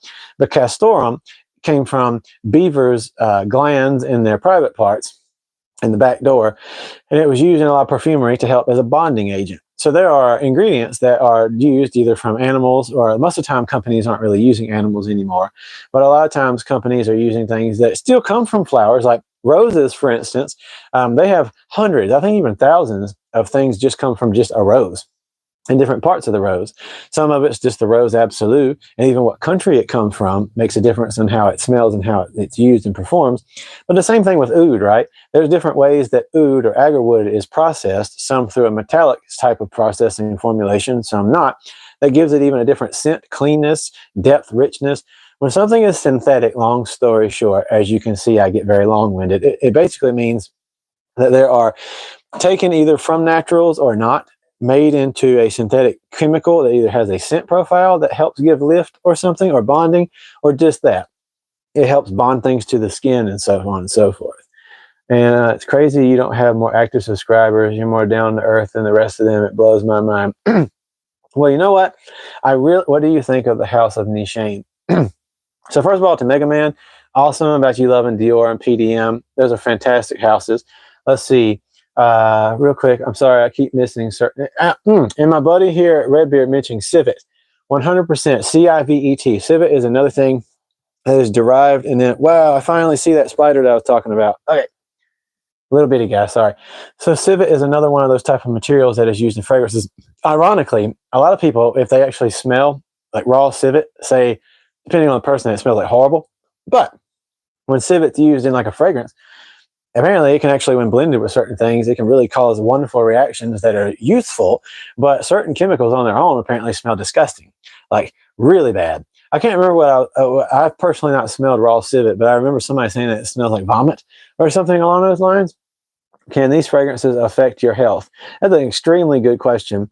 And I'll get back to that in just a moment. Just to my buddy Redbeard. By the way, I haven't really smelled any Nishane fragrances, only two. I don't have any. And I haven't spent enough time with them to give you an honest and responsible answer. Because I don't feel like really answering about stuff unless I've smelled them enough times, more than 3, that I can feel comfortable telling you something without feeling like a fraud. But anyway, with my buddy here, Redbeard, saying that he's surprised that I don't have more subscribers, thank you. It means so much to me that you even say that. That anybody out there in the world, like I said, I'm not putting on a show for you guys. I know I might seem real energetic sometimes or talky. That's just me as a person. And that's not to toot my own horn. I just always I'm the type of person that's got a lot going on upstairs, sometimes too much. And I like talking to people. My wife, on the other hand, loves talking to people more than I do, but she's a lot more quiet and thinks about stuff more before she says it, which is awesome. The world's full of different types of people. And me personally, I just have always loved entertaining people. It brings me the most joy. Sometimes it's hard not to be elitist. And when I see the Logan Pauls of the world, who can be fun to watch, but I see people who want to be an entertainer because they just give me attention. And there's a lot of people that I've met who we like getting attention, but they like entertaining people because me, it really brings me joy when somebody laughs or connects to me, or we just talk about stuff. Sorry about that. Or when we talk about just real life stuff. I love connecting with people because I feel like we just don't do enough of that in this world. So that's why I like making stuff like this, is I talk about stuff I'm passionate about and to connect to other people. So if any of you guys think that I'm worth listening to or down to earth, it means the world to me. And I might get a little overdone sometimes, but I'm not going to really put on a show. Can these fragrances affect your health, though? So real quick, my buddy said ambergris. That's another derivative that is used a lot. I about said hamburguesas, but that's Spanish for hamburgers. Have you tried any fragrance de bois? I have New York 5th Avenue. It's my most unique fragrance. Thank you, Joe Garcia, for mentioning that. I've not tried Fragrance du Bois. And now that you mention it, though, I think I'm going to add it to my list. So finally, I will answer my friend King Sword here. Again, awesome, awesome name. I'll finally answer you about can it affect your health? So with that being said, fragrances can affect your health. Most of them won't, necessarily speaking. I'm not a health professional or a scientist, so I want to say ahead of time, don't take everything I say as I'm a guy who's licensed and can tell you this stuff. But I'm going to be straight with you. There are certain materials, like in the original formulations of Hawas by Versace, there are certain chemicals that are used, like butylphenol methabenzoate or something like that. I don't remember the full name for it, but I know it's butylphenol, B-U-Y-T-L, something like that. And they had to stop using it in the formulations of Hawas because it was not necessarily proven. But it was proven enough through multiple trials, but not concrete, that it could affect reproductive harm, cause reproductive harm in men, women, and so forth. So you have to be careful, especially the higher up on the expensive chain you go with buying fragrances. All fragrances, if you watch people like Aaron Terrence Hughes, he's a professional perfumer, they'll tell you. All fragrances that have been made legally, so you didn't just buy them at the flea market from some random person, you bought them from a legal produced place, have to register and have their fragrances tested secondhand, sometimes third party, to make sure that what's used in them matches up scientifically to what's been listed by them. That's why perfumers are chemists, and most of the time trained as chemists. So there are a lot of ingredients that they're always going to have an allergen list, and you should responsibly, before you buy a fragrance, read the allergen list on that fragrance so you make sure that whatever's in there in general is not going to affect you personally. But even aside from allergens, most perfume houses, especially the ones that cost more money, really did their work, and they're using things because they know what they're doing and they were trained to know about allergens and things that can affect people's health. Most of the time, you're not going to come across things that are going to hurt you long term.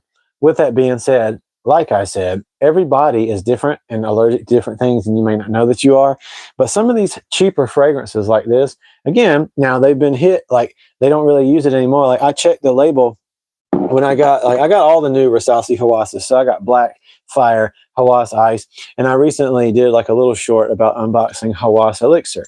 Now, I was pretty happy because when I read the box for Versace Eros Elixir, there's 2 chemicals that were problematic that are no longer in here. I can't guarantee that the bottle that you buy is not going to have those, but it's good to do research on these chemicals and try to understand, is this a material? Is this a synthetic material? And then is this something harmful? So most fragrances are not going to hurt you, but some of them can. And thank you for asking that question. Like I said, I'm not a professional, but I have done a lot of research, so I will always answer these things for you. So again, most fragrances, I reiterate, are not going to hurt you. The chemicals will not be a problem, but you should check them because they are literally have to be, if they're a professional company, registered in legal databases when they have submitted their information before it even hits stores for sale. So if you look up, not even just batch codes, but if you look up a fragrance and then you see their ingredient list, most of 99% of the time, if it is a legal company, it will show you everything that's in it. Has it been approved or not? And also you'll be able to look up yourself and see the safety regulations of most of these chemicals. And very few companies that you're going to actually buy. That's why you do got to be careful at Middle Eastern perfumery sometimes, because again, like I just said, the original Versace Hawas had a chemical in it that I don't personally know why they used it, but it just has a scent profile to it that can be helpful to give a bit of a fruity vibe. But it was bad for you, potentially your reproductive harm. So thankfully, some companies like this are, ethical enough to do away with that, what have you. Let me see here. I like the long-winded bro because you break it down so much more. Well, hey man, thank you so. Let me see real quick. I'm planning to buy 2 colognes today. Something from John Paul. So synthetic is like made in a lab type of thing.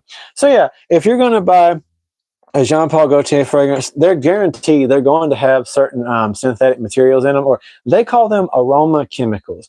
Most of the time in perfumery, we'll use the word synthetic. But when synthetic is used in perfumery, a lot of times they're just talking about this scent is synthetic, which doesn't mean what's in it. It means that, again, if I was to pick up like Rose Silk Oud here by Maison Francis Kurkdjian, I can't go through and do a detailed analysis. I'm not a scientist. I can't tell you if every ingredient that Maison Francis Kurkdjian used to make Rose Silk Oud is the highest quality of raw material.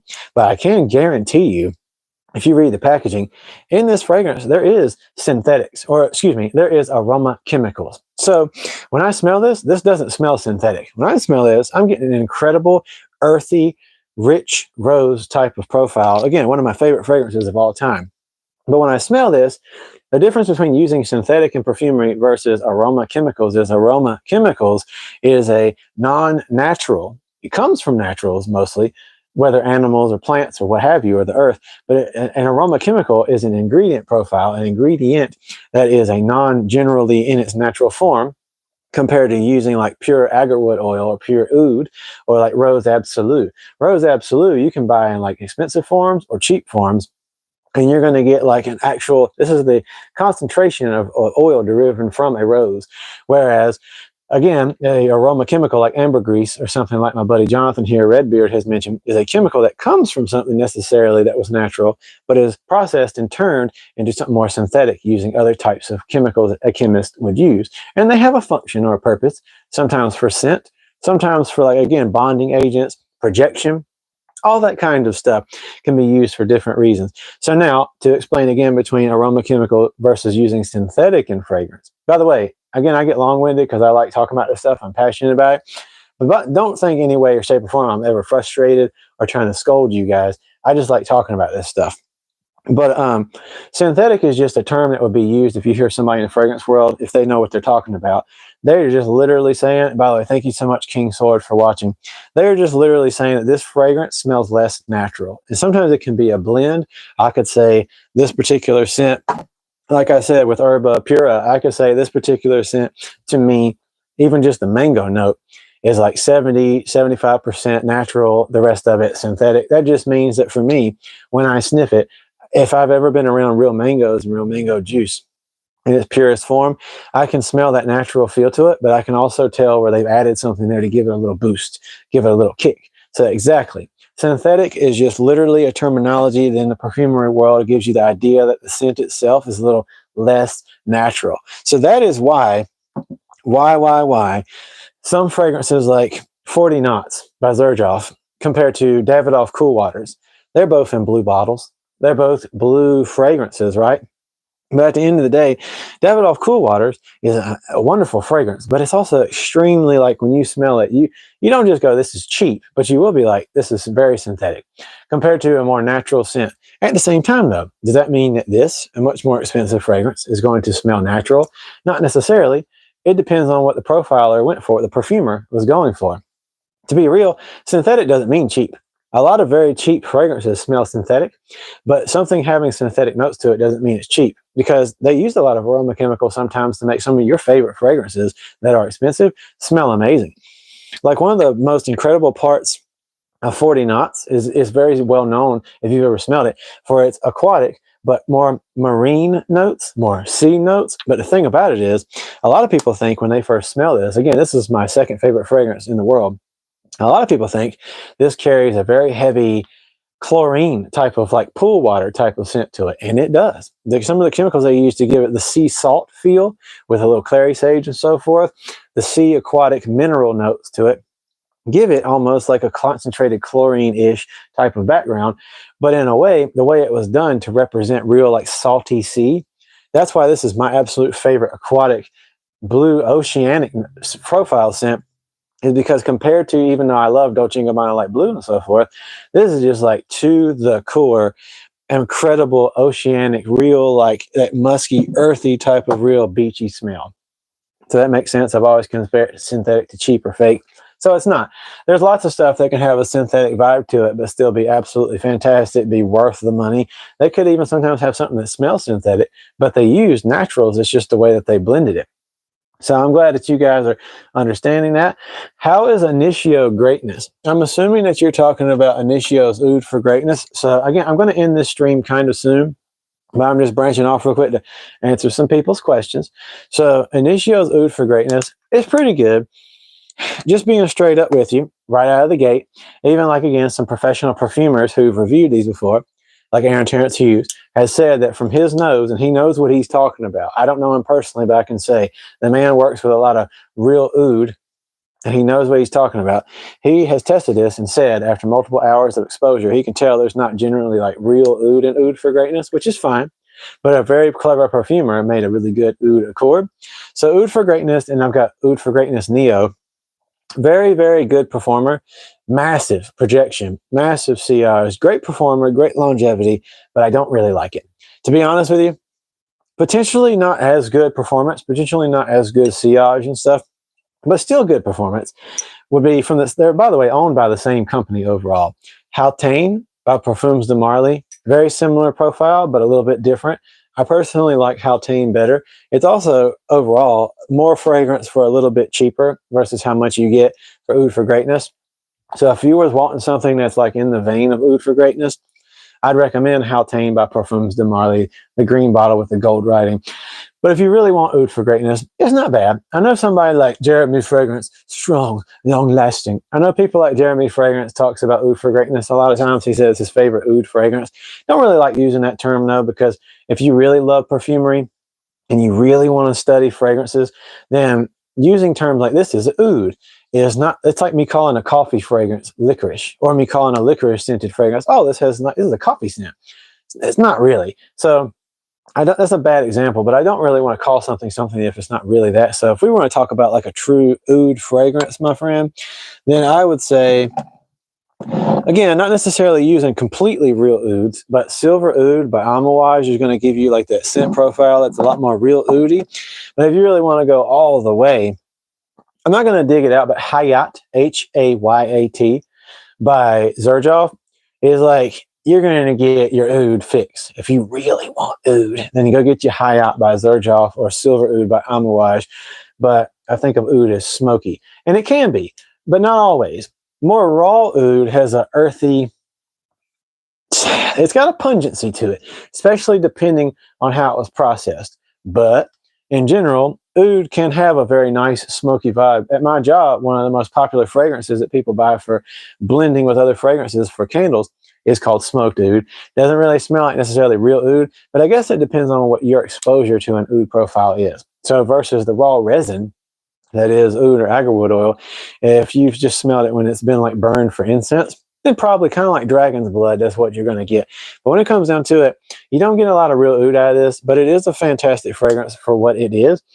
I just don't recommend Oud for Greatness a lot because it's extremely expensive. For how much you get, I'd rather you get Valentino by Parfums de Marly. And like I said, I'm not sponsored. And as Redbeard here said, 100% dude, the Oud for Glory series, which again, you can get them all, I think, for like $75. Again, I'm not sponsored, but the Oud for Glory series by Lattafa, I've only smelled 2 of them. I haven't smelled them all, but the white one, I don't know how to say it. The white one and the original Oud for Glory, they're fantastic. So if you want to save money, like I said, these are like extremely expensive. I love the bottles, but my favorite Initio fragrance is Blessed Baraka. I love Rose Bomb or whatever it is, the Rose fragrance. And then I love Paragon by Initio, fantastic fragrances. And then Side Effect. Initio, Side Effect are like way better choices if you're going to go all out. But yeah, Oud for Glory by Lattafa, fantastic. Somebody asked something, but I think I completely got it lost here. Whoa, I think I lost something. I thought I saw somebody post something about Rose or something like that, but I'm not sure what's going on. What would be my friend Shui Yuan Liao? Hopefully, if I said your name improperly, I mean no disrespect. But my friend Shui Yuan said, what would be the best Oud Rose fragrance? That is actually a very good question because it depends on, again, if you want real like earthy oud or not. Thanks, D, for the detailed explanation. Of course, Kay, no problem at all. Anytime, like I said, the best I can do, I answer you guys' questions. But to my buddy asking about best oud rose fragrance, if you're going to spend the money, like I said, Oud Silk Mood is one of my favorite fragrances in the universe. If you can spend the cash, one of the most powerful fragrances you will ever come across. But if you don't want to do all that, it's not, obviously you get more for the price, but it's also not super cheap. But Rose Incense by Amouage, very good smoky, got a little bit of like agarwood going on in the bottom, but it's mostly incensey rose. But at the end of the day, I would say go for the MFKs. But there's a lot of overall like good oud rose fragrances. So with that being said, if you want something that's real earthy and rose oriented, and you got the money, definitely Alexandria 2 by Xerjoff is like, it's the way to go. Initio made ATH publicly apologized because they proved it did have oud. Well, you know what then? If that's the case, I take it all back and I'm sorry. Because I don't know everything. Like I said, and I perfectly can make mistakes, I can make mistakes myself. So again, even people being professionals doesn't mean that they're not going to say the wrong thing from time to time. So I didn't see that. But if Aaron Terrence Hughes was proven that they do have real oud in it, I'm sorry. But I can see what he's saying when it comes down to it, for it not being smelling like it does, right? Because for me, when I've smelled things that have real oud, and I also was around at my work, actual concentrated oud, and then you smell something like Oud for Greatness, again, if you want strong oud, you're not getting that smell versus the cost. You get Hyatt by Xerjoff if you want that. If you want something that's just got that accord and that blend, then there you go, Oud for Greatness. Still a good choice, but it's just very expensive for the cost, and I would rather you have something else. But again, thank you, Mega Man, for letting me know that, because I didn't know, so I'm sorry for giving you guys false information. And I never want to do that if I can help it. Joe Garcia, any Mancera fragrances, I'm in love with Instant Crush. Apparently, they are. Intense Instant Crush is coming soon. Any good dupe of MFK Oud Mood? I don't know. I'm not going to tell you that because I haven't tried it. So there very well could be. I'm about to try my very first ever MFK dupe ever. It's a Baccarat Rouge dupe. I've never tried any Maison Francis Kirk John dupes before until tomorrow when that one for Baccarat comes in. We'll see if it's any good because this house has done a few other ones, I think. But I'm not going to say anything about it until I actually give it a shot. As far as the Instant Crush coming out, though, to my buddy who asked about the Oud Silk Mood dupe, I just don't know. If you can, though, look up something along those lines and Google search it, because I don't ever want to tell you to try something until I can say for sure that, to me, it's any good. Let's see. But as far as Mancera fragrances, I've got a whole bunch. As a matter of fact, let me see if I can do this real quick, since we're going to end this soon anyways. So, I don't know if you guys can see, but down here, I've got Mancera Roses Vanille. I've got Mancera Cosmic Pepper, Intense Red Tobacco, Oud Blue Notes. I've got C. Jack Bois Intense Roses Greedy, Black Vanilla, Oud Lemon Mint. And I honestly have had more than that, but I kind of gave them away over time, just as like gifts and presents for people and stuff like that. Armaf Untold is really good Baccarat Rouge dupe. Thank you for letting me know that. That's another one that I can try out and kind of do a comparison. Because while I still have the original Baccarat Rouge Extrait de Parfum, it'd definitely be good to give them a shot and try out different things overall. Musk therapy and side effect. I haven't smelled musk therapy. All of the initios are at Saks Fifth Avenue, not far, like 30 minutes from where I live. I haven't been there in like a week. I might actually go today and check it out and kind of give it a smell. Okay, so I am going to be getting off of here soon. But just to wrap everything up, do you like Versace Eros Cerberus Tiger or Caribus Tiger? Thank you super much for watching, buddy. I've got Versace Eros Parfum, and I've had Eros Flame, and I've got Eros Energy, and they're some of my favorite fragrances of all time. Not anymore in my top 10, because there's certain other ones that are there, but Versace Eros is fantastic. Get the Eau de Parfum or get the Parfum. You cannot go wrong. It is something that used to be overdone, but not too many people are wearing them like they used to. Cosmic Pepper. Oh, look at that collection. Thank you very much. Herba Pura is absolutely fabulous. I've got it right here. I'm getting a lot of comments right now, so I'm going to try to do my best. Herba Pura smells very strong, musky. It smells like musky floral, mango, passion fruit. Musky floral, mango, passion fruit is pretty much what Herba Pura smells like. So I got some God of Fire dupes coming in, and I'm honestly going to kind of compare them to Herba Pura and Herba Gold, where they are incredible fragrances. Musk Therapy, though, thank you for suggesting that, Mega Man, because I haven't gone and smelled that yet. Also, to answer my friend here about, what did you say? Sorry, guys. Cosmic Pepper.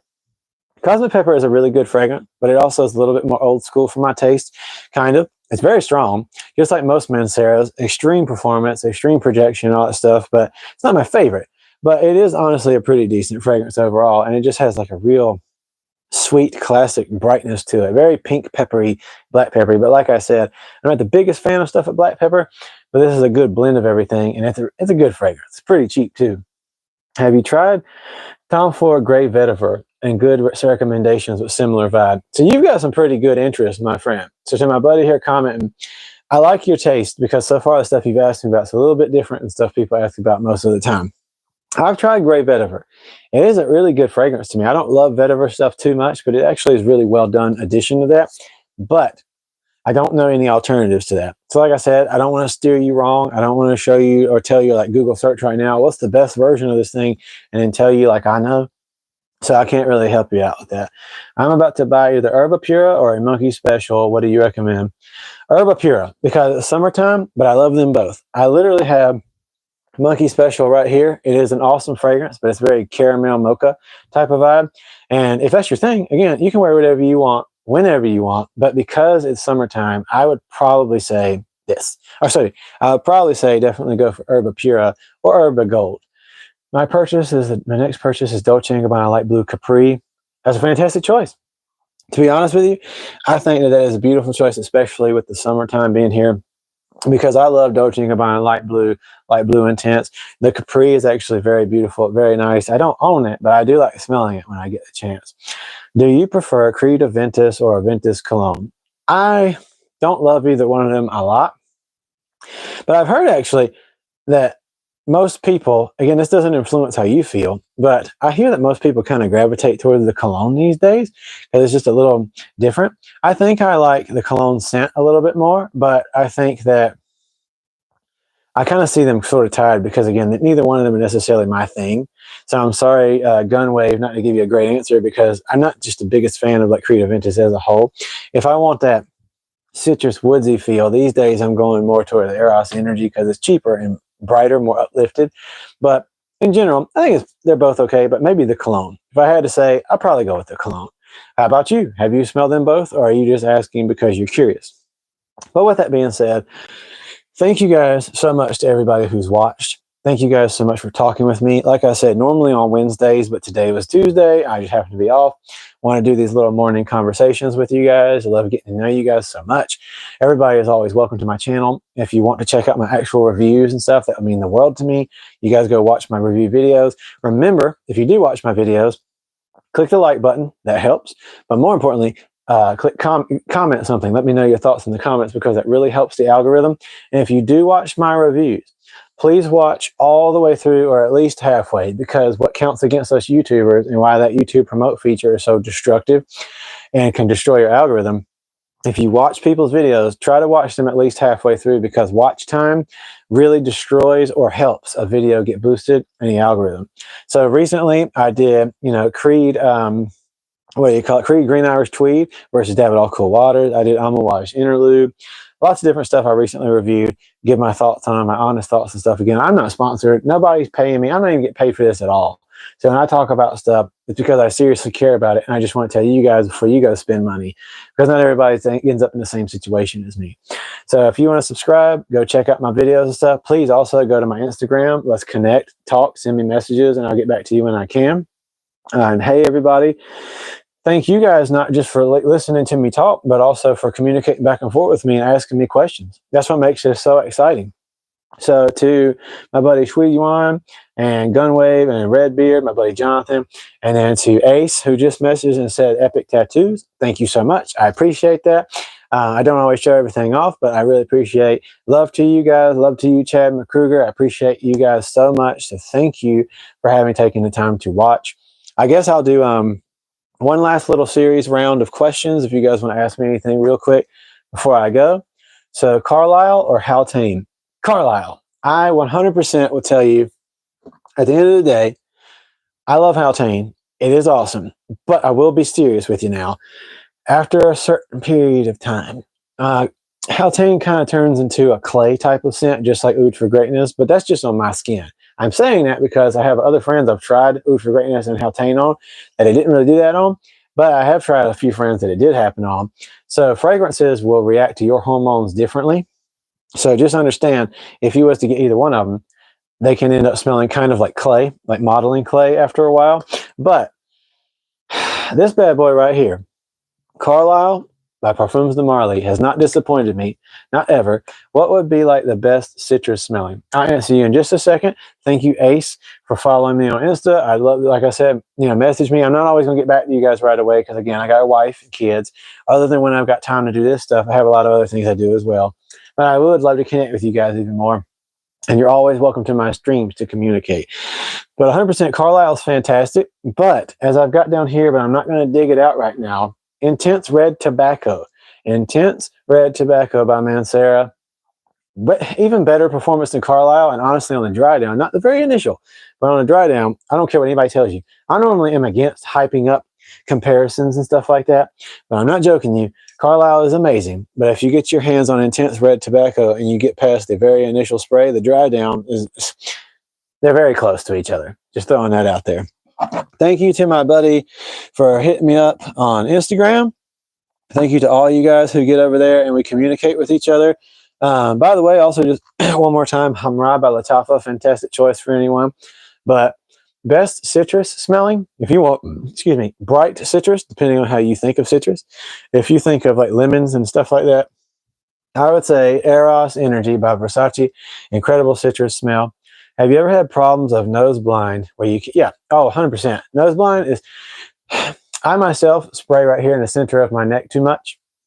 And that can be really bad because when you do that, depending on the note profiles, you can go nose blind pretty fast to stuff being right there in your olfactory system too much, especially stuff that's like citrus. You can kind of get used to it too quickly and fade away. So I go nose blind to stuff all the time. That's why I test stuff when I go to work and ask my friends throughout the 10-hour shift, people around me, hey, can you still smell this when I come around them and stuff? Because it can be really difficult. But citrus things can go nose blind very often. Stuff like rich boozy stuff, like again, Grand Soir or Initio Side Effect, don't really go nose blind to those kind of things. But Dolce & Gabbana Light Blue Intense, or honestly, depending on the situation, even Amouage's like Reflection Man can go nose blind to stuff like that. So one thing I don't go nose blind to, like I said, I keep showing you guys this because this is actually like really, truly one of my favorites. I'm really into it right now. Oud Silk Mood. Most Maison smells you don't go nose blind to, except Baccarat Rouge, ironically. I go nose blind to, but people around me certainly don't. And I found that out the hard way. So anyways, thank you guys for being here. I'm about to end this stream, but I'll see you guys next time. Again, I'm Andrew Douglas Lane. This is the Douglas Moon Fragrance Channel. Please, if you want to help support the channel and you've already subscribed, go actually watch my videos, especially the longer ones when you got the time. Comment, leave me your thoughts. Like I said, just to cap this off, I made a big mistake. Thank you for answering. Very informative. Thank you for watching. Kamarakawa is one of my favorite fragrances right now, and I've also got the brand new Hamra coming in. I'm going to review that soon. I hope you all have a great day, and I appreciate your support. I just want to keep growing this channel and see how far I can take it, see what I can do. I look forward to thank you for going and watching my videos. But King Sword, what's your name, by the way? If it's okay to ask. If not, I'll keep calling you King Sword. But thank you guys. And Ishmael, I hope you have an incredible day. But like I said, I'm trying to grow this and see what all can come from it, trying to make connections with other people, meet you guys, and say hey to you guys as much as possible. And I'm going to continue to get better at audio and then the recordings and lightings of my actual review videos. Esteban, that's an incredible name. Esteban, I love that name. So nice to meet you, Esteban. Thank you for going and watching my stuff. But like I said, just check out my things, and I've got so much more coming your way. And I'm going to rebuild this channel and keep encouraging you guys to enjoy your fragrances and see what else can happen. I'm going to watch those videos. Thanks again. Hey, thank you so much. That means the world to me. So you guys, I hope you have a wonderful rest of your day. I send oceans of love. God bless each and every one of you guys. And I hope that's okay to say. Traylon, Spray Art, W, thank you. If you mean like a whim, I appreciate that. I'm doing what I can, but thank you guys so much for watching. It really does mean the world to me. And again, I mean no offense to anybody who disagrees. But when I say God bless you guys, I just mean that straight up. I appreciate y'all for watching, and I hope the most for each of your lives and success. Whatever you're doing YouTube, or you're talking about fragrances, or whatever you guys are doing, hey, I just want you guys to have peace, to feel happiness, and to find your place in life. One last thing I'll leave you with. Again, I know I get derailed, but understand this. You don't just have a purpose. A lot of people get lost and broken in life because you think you have a purpose. You don't just have one purpose. You've got endless possibilities of purposes. I believe that each person had things that were meant for them to be part of. I believe that each person I see God as this author who has the story in mind, but the ending hasn't been written yet. Or at least the ending, he knows the outcomes of all the possible endings you go with, but you clearly have the freedom of decision of where you go with things. So you get to see those little moments in life when you made the right choices or made better choices, and beautiful outcomes come from them. But most of the time you're getting to just see how things go. And when you've made the right choices and you're on the right path, but you're the one who has decisions to make. And you have so much possibility and endless purpose. So from me, Andrew Douglas Moon, here at my channel, to you, I don't know what you got going on. I don't know what's happening in your life right now. We've all suffered. We all struggle. You probably way more than me more than some of you. But I love you guys. I thank you for being here. So just don't forget, you don't just have to find one purpose in life. There's all kinds of purposes and places that you fit and you belong, and all type of communities you could belong to. So if you ever just feel like you're aimless and lost, we all are. We're all just trying to figure stuff out.